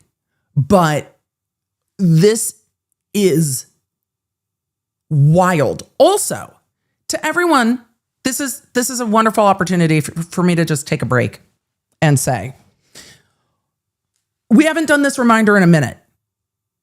All of you are too hard on yourselves at work. This got turned into the appellate court. I don't even know what this is. This got turned into the appellate court. So for all of you that beat yourself up about all of the things, stop it. Stop it. Cons the dog said, question, what's the cake for Dr. B's birthday? Did I get a cake yesterday? No. We got a new rug yesterday and towels. Cake was today. I was supposed to keep it brief. Then I tangented all the way into Sarah's sentencing memo, which honestly was better written than this. I can follow Sarah's train of thought. I don't agree with her, but I can follow it. This is, I don't know what this is. This is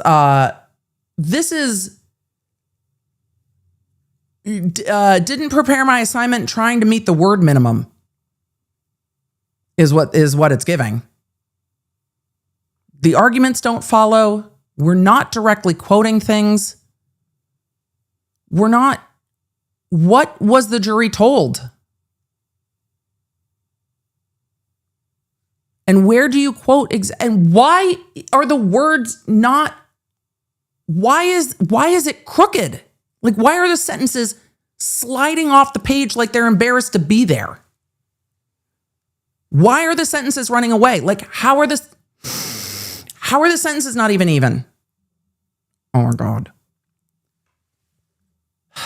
They go on to say that during testimony from the expert, Dr. Werner, she opined that the circumstances surrounding the incident just prior to the victim's death suggest that Boone was not in fear of imminent risk of harm.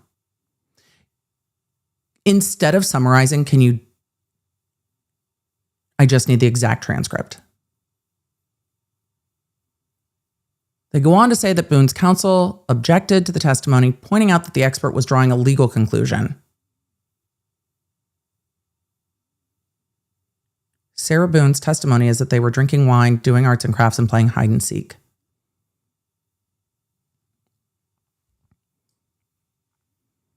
However, could an expert say it didn't seem that she was in fear for her life because she was not like locked behind a door and calling 911 or other things? They were, and then she picked up her phone and started recording him and mocking him.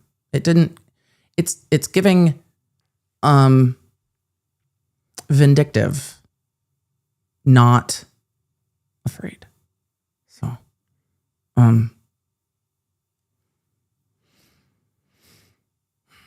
they go on to say that Boone's counsel properly objected to the testimony, pointing out that the expert was drawing a legal conclusion.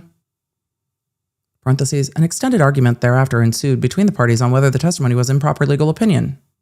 The trial court ultimately ruled for the state and found that the provided testimony was not an ultimate issue of fact under the relevant evidentiary statute, and also relied on a case citation to overrule the objection. What is the case citation?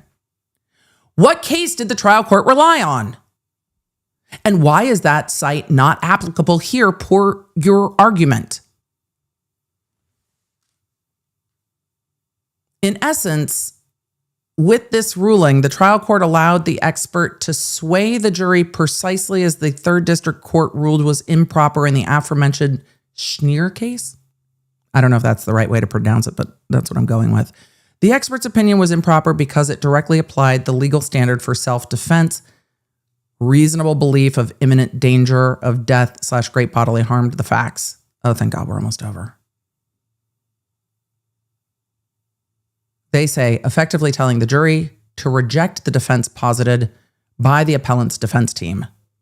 Here's what I found. When the evidence is strong, an expert's not going to sway the jury's opinion. CEG Karen Reed's blue paint experiment. It doesn't matter that the expert is like, yeah, this is what happened. The jury's like, nah, sure, Jan, what we're not doing is going with that. However, it can be improper to let an expert testify to an ultimate question. The case law they are citing says that an expert opinion does not become objectable merely because it includes an ultimate issue to be decided by the trier of fact, which seems to support the state's case. Witnesses will be prevented from expressing their conclusions when the opinion only tells the jury how to decide the case and does not help the jury determine what occurred. Well, can you give us the direct testimony? No. They say that the testimony went to the core of the self-defense theory, the imminent fear of the victim about harm to her. She also testified, by the way. So if on cross-examination, do you agree that she was in fear? Well, she said they were, drinking and playing games. So no. I mean, unless we're in fear that somebody's like hoarding all the wheat in Catan, Dr. B. But Emily, it's his birthday. He doesn't watch the stream. It's fine. He absolutely hoards resources when we play Catan, though. I need more context. So they go on to say that testimony went to the core of the self-defense theory. In its opinion, influenced the jury. It's clear that the jury was influenced because they voted guilty. I think it was the videos, but that's just me. They say, thus, it cannot be said that the admission of this opinion was harmless.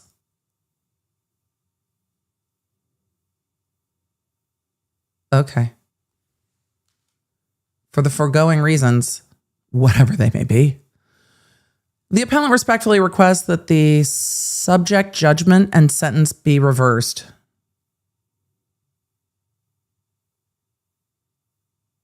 The verdict? It is evidence that a number of errors were committed from the outset of the trial and throughout the trial that prejudiced the appellant's ability to viably present her defense theory. As the trial judge improperly limited the appellant's opening statements, she was unable to properly frame her defense to the jury from the outset. While the trial judge properly conducted a Richardson hearing to address the discovery violation with respect to their expert changing her testimony from a pretrial deposition, the trial court's remedy was inadequate as the defense team was unable to adequately prepare for the change in opinion.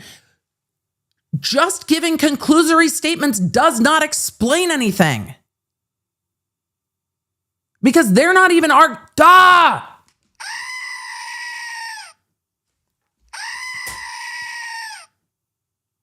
They're not even arguing that it was, shit's out of the horse and you can't unring the bell and there had to be a mistrial because the jury already heard it. They're arguing you couldn't prepare. The other way that cuts is but they got to just ask all the questions. They didn't argue once in this motion what else counsel would have done to prepare. Counsel needed an additional expert witness. Counsel needed a rebuttal expert witness. Counsel needed more medical records. They just keep making conclusory statements going, but they didn't have time. Time to do what? What did they need time to do?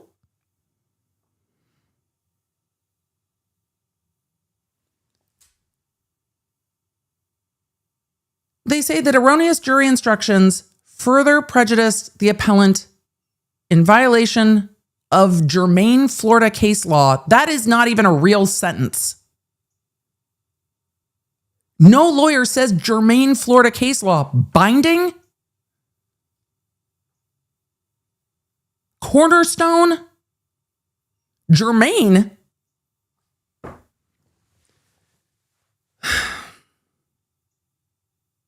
I hate this appellate brief.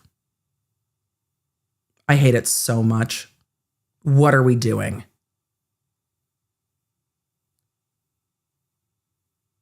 Erroneous jury instructions further prejudice the appellant in violation of germane Florida case law, and the trial judge further allowed the appellant's expert's legal conclusion testimony to it's a fucking word salad to taint the jury against the appellant's valid defense. All of you are like, is this AI? Doesn't AI write things generally well? No? Maybe? I don't know what this is. It's like they just let the autocomplete sentences and not check them. It's so awkward.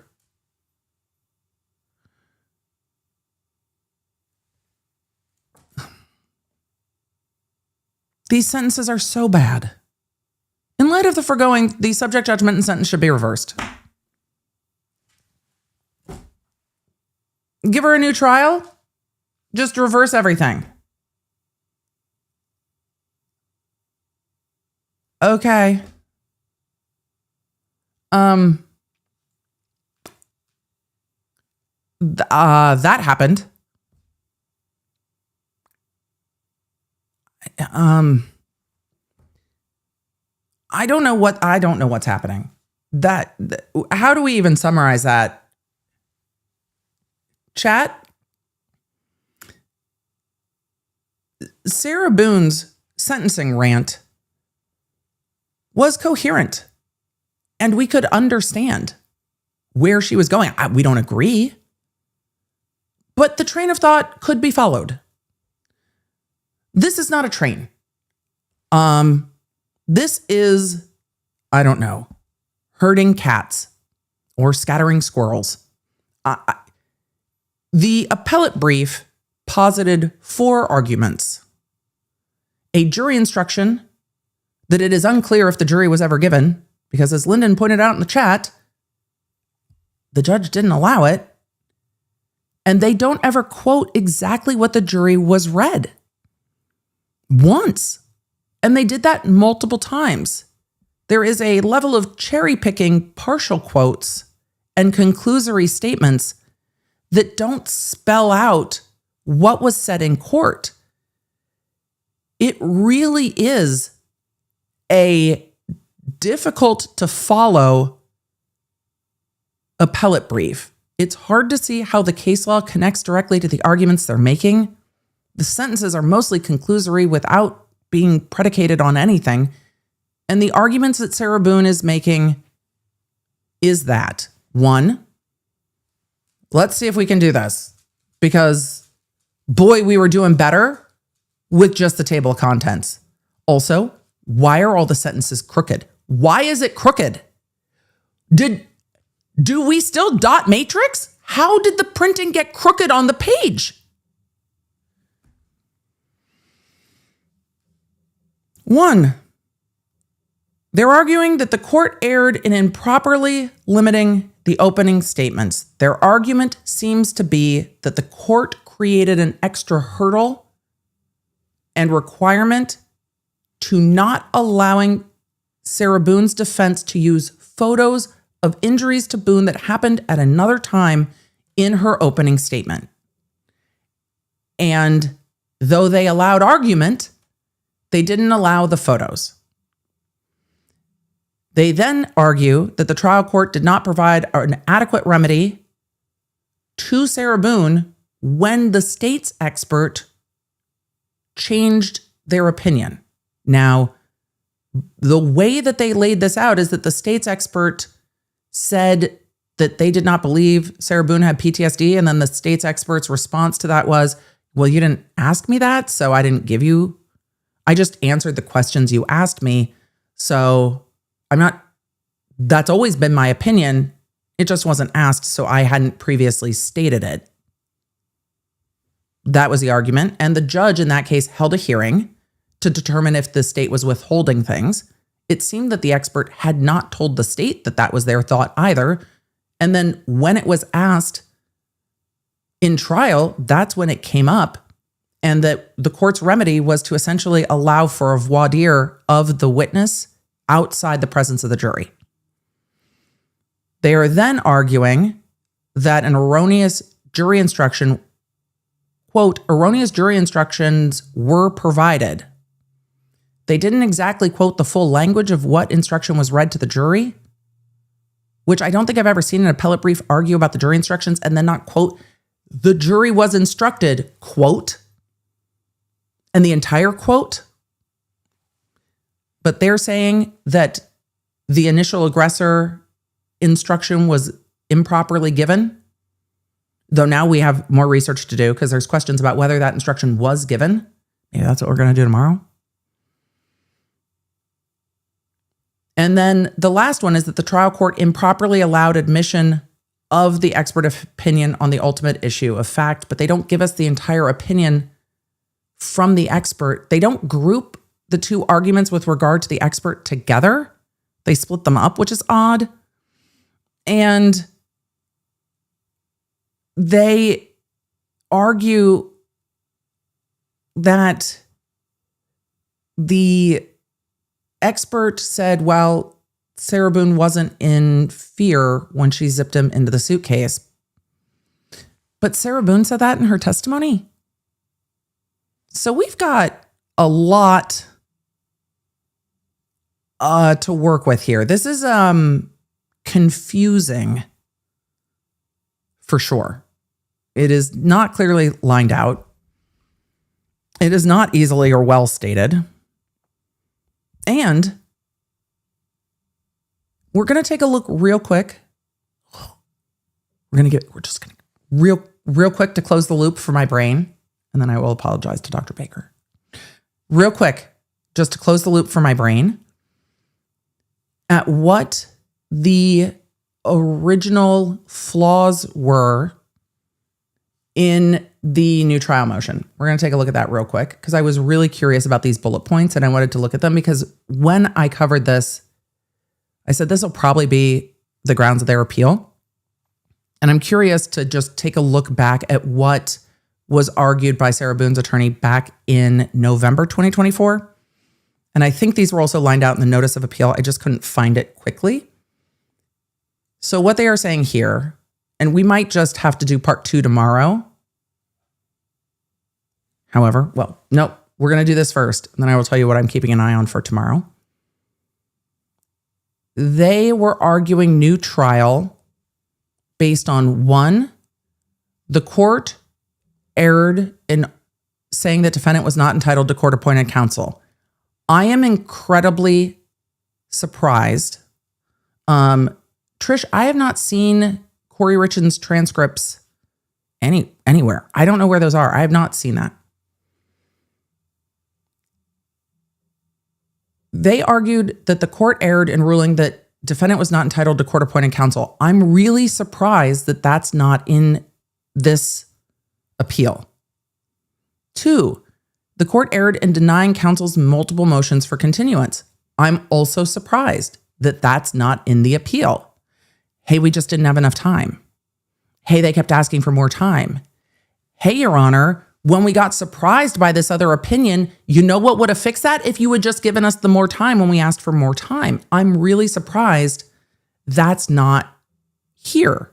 3, the court erred in failing to grant a new trial when the alleged victim's family caused an emotional outburst in open court in the presence of the jury prior to deliberations. I understand why they argued it, but I understand why it's not in the appeal. 4, the trial court failed to disallow the opinion testimony of the state's rebuttal expert witness, Dr. Tanya Warner, after the state failed to disclose before trial that the witness had formed a new opinion. That is in the appeal. 5, the state committed prosecutorial misconduct by essentially making a second closing argument instead of a rebuttal argument. Yeah, that one was dumb. So that one should have been yeeted because that one was in fact dumb. Yeah. So with that, we have some questions.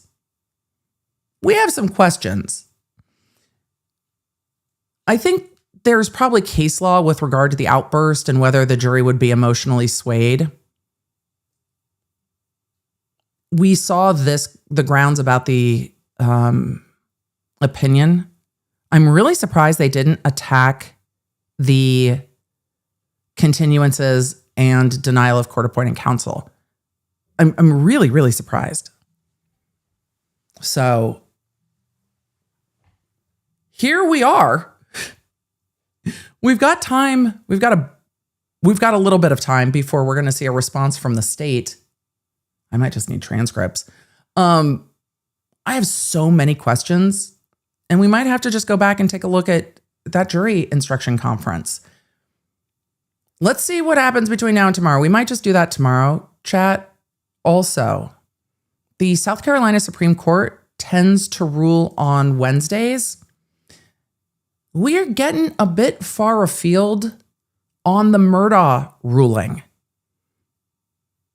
And I am wondering when we are finally going to see the South Carolina Supreme Court rule on the Murdaugh appeal. Because it's been a minute. I'm really, really interested to see what the South Carolina Supreme Court's going to do. And it's about time.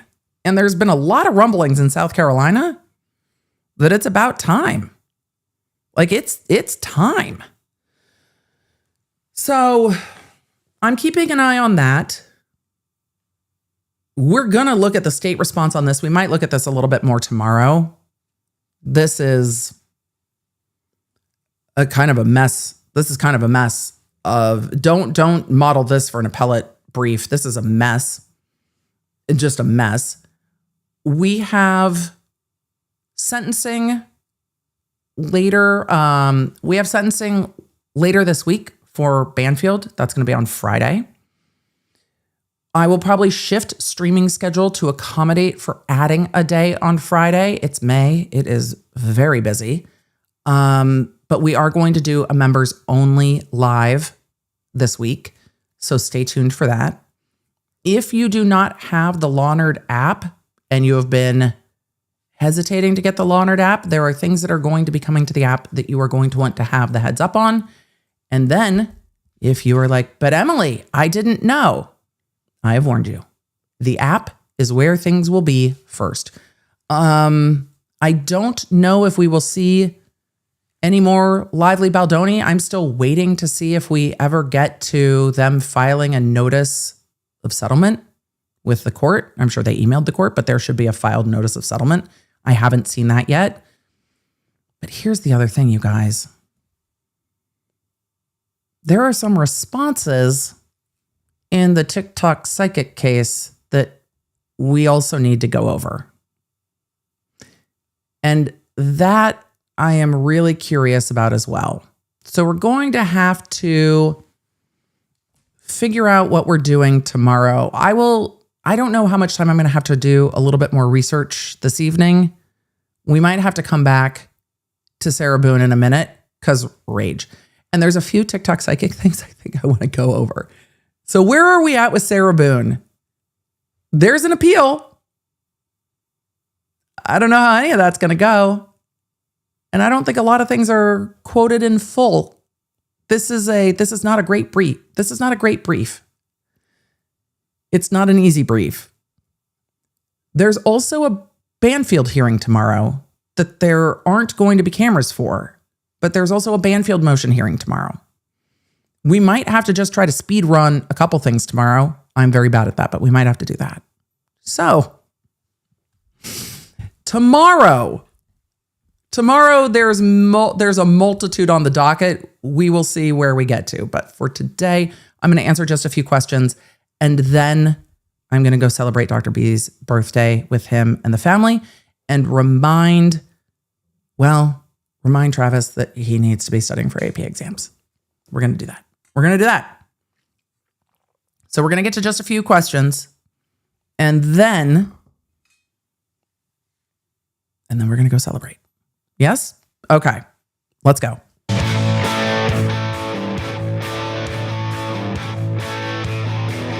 All right, everybody. Let's do a few questions. Sammy says it's a brief filled with delusion. It's not not formatted properly.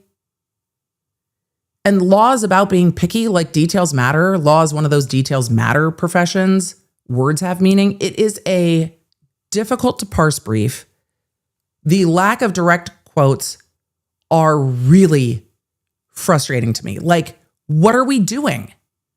What exactly was read to the jury? What exactly was this? What exactly was that? I hate it. It's a very difficult brief. It is so mad. It is maddening. It is absolutely maddening. It's a lot. It is not well done. A good appellate brief, you're like, I see what you're arguing. I follow. I see how this case law works with this. But when you get to, they were constrained in their opening statement, and then the judge is like, no, I'll allow you to talk about it. You just can't show the pictures. Okay. Wonderful. The username not found said getting a little free library set up and watching. I love that. Fantastic. Rachel said, happy 63 months to me. Love being here. That's incredible. You've got your new fancy badges on your members only. I love seeing the unicorn badges on our members that have been here like literally since the beginning. Stellar Wanderlust said, happy Taco Tuesday. Cinco de Mayo, everybody. Yes. And that is from the beginning of our memberships, because a lot of you were like, Emily, I remember when we talked about tech and you dropped everything you unboxed. Yes. Absolutely. I love this. Active Crafty Nerd said, happy birthday, Dr. B, 7UP0 in Michigan. Perfect. Let's see. I am going through to look for comments. Jen, the law nerd, it is very hard when things are with the jury. Take a deep breath. I don't know if this is lighter today. This is just rage inducing, but at least we watched the trial and we saw the evidence, and this is thising. But oh boy, I am not an appellate lawyer by any means, but the legal writing is just not great on that. It's just, it's not great on that. Richard the Magician said, we need big cookie energy. Yeah, we do. We're definitely channeling the big cookie energy for Friday. I'm very excited for International Law Nerd Cookie Day. Emily, will we be celebrating that on May 8th every year? Yes. Yes, we will. Yes, we will. Triforce of Wisdom 31 said, proud to report I was awarded tenure this week. Congratulations. Look, we don't get to use our claps enough. Hold on, which is also why I can't find them very well, but that's very exciting. And we get to use our applause, I think. Very exciting. I'm very happy for you. Yay. Yay. Let's see. We've got Joanne said, Mods, is EDB aware that she pinned the comment, that the pinned comment is moved to the bottom of the chat?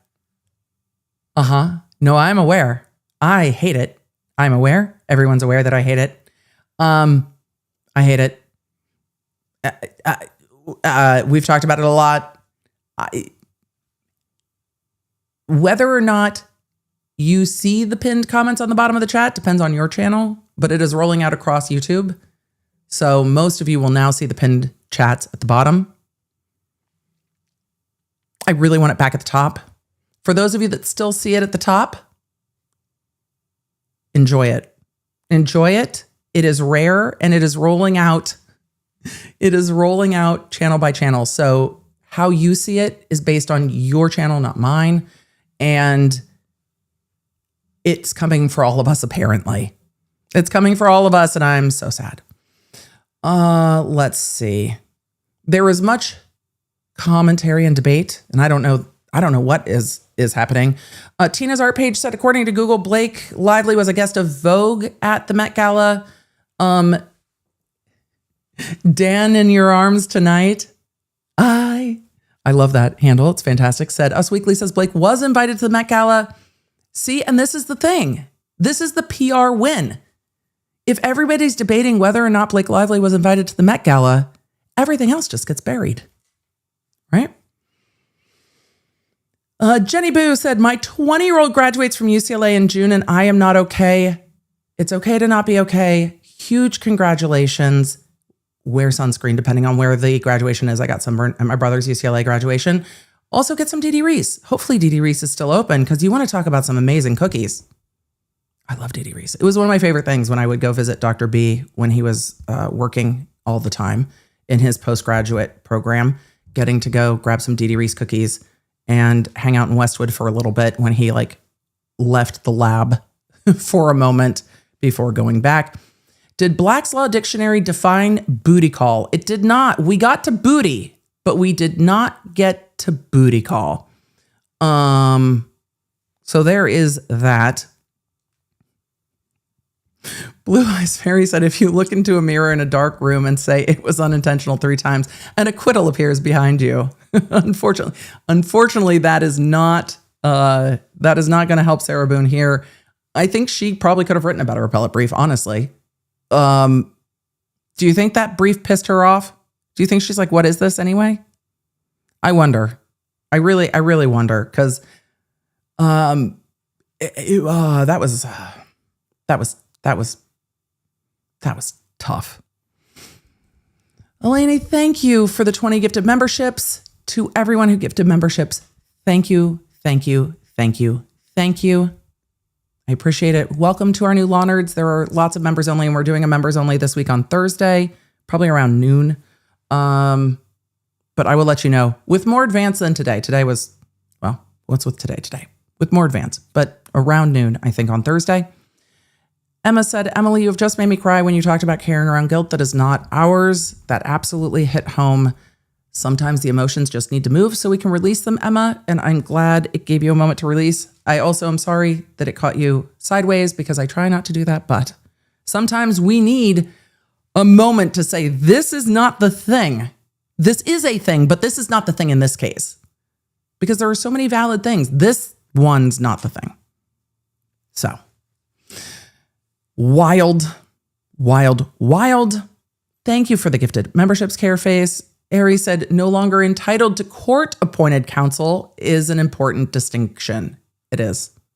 Because she could have hired counsel. I mean, she didn't have the money, but she could have.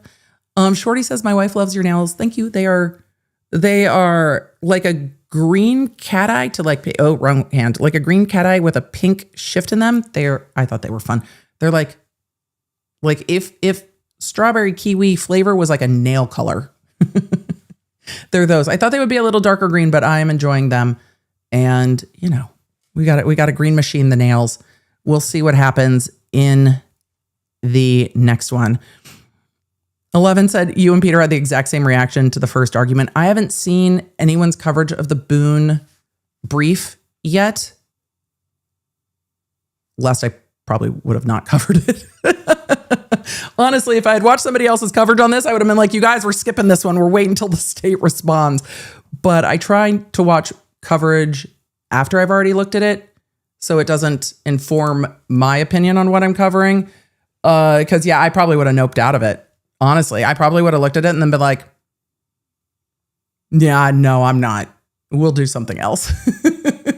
So we got to buffer in real time together. Garden Girl said, Emily, I'm behind, but I just had to say I love your words regarding boundaries and applauding taking care of yourself. So very loving and positive. I have to step away at times. You're so lovely. See you at SPAC. Maybe. I need to look at dates for SPAC because this entire summer is a cluster. But every Dave Matthews concert this summer is potentially on the table. It's in my, they're all on my calendar, and then I'm going to see where I can bounce into a concert here and there. But the popping in and out of cases and taking care of yourselves is part of what I want to make sure our coverage, I said that word, but our coverage fosters, in that I will keep you informed in the way that can work best for you. But I don't want that feeling of, I've got to know what's next. That's not helpful to any of us. And I hate the way media feels more like a just a trap of like quicksand, or any other analogy you want to use, where it just keeps pulling you and pulling you and pulling you, and wants to keep you trapped into that coverage so that you are kind of bound to it, versus, hey, I'm going to check in, I'm going to see what the updates are, and then I'm going to go do the other stuff I need to do. Everyone, it feels, not everyone, but it feels like so many in media are fighting for attention and feel like they have to trap you, versus my opinion on it, which is creating something that's worth paying attention to and creating value so people are choosing to pay attention. Not getting stuck in quicksand. Not feeling like, if I don't know what's going on, it's going to be catastrophic. But getting to meaningfully choose where they spend their time. And I think it just shows kind of a lack of respect to everyone's time and energy, that it feels like a game of, I'm going to trick you to paying attention, versus I'm just going to tell you what is going on and we're going to have a chat about it. And it's just a different, I don't know, it's a different heart for me of how we do things and how we talk about things.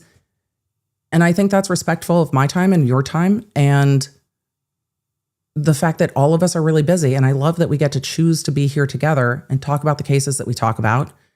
And then we can also do the other things we need to do. But that makes all of us being here a choice, not a, black hole of attention. Because the language people use around it in rooms where media is talking is really so very aggressive. It's fighting for attention. We have to not earn attention, not be deserving of attention, but we're fighting for attention. We have to get you to stick past the retention point. We have to catch people. Dude, it's not flypaper. So it's different in the way that I choose to do it. I'm glad that you guys choose to be here with me, because I love streaming with y'all. Y'all are great. And Belle said, I don't write legal briefs, but this is making me bonkers. I hate this so much.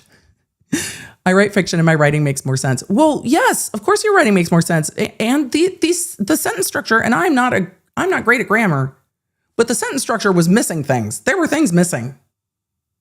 I don't know. There were things that, it was really tough. It was really tough. And I hated it. Liz said, your response while reading is amazing and fun. I love it when I can buffer in real time with all of you and just be like, what are we doing? Motion for a legal finding that slices of cookie cake shall be classified as big cookies. I mean, I think the cookie cake would be the big cookie. We can debate this point tomorrow. in like a food court style way. HD Nerd Life, Emily, I just need to know, will you cover the Stefan Diggs trial? It's wild. Is it going on now? When is it happening? If it's happening now, no trials in May. Because you know what's happening in May? My child is graduating from high school. It's my birthday. It's my husband's birthday. And then my kid goes on tour for DCI. So no trials in May. I'm already over time by like an hour today. So no trials in May for me. It's way too busy. Some of you are already saying it's over. Wait, did it finish today? Did it start today? Okay, well, perfect. It's the chat says it's over. So apparently it's over.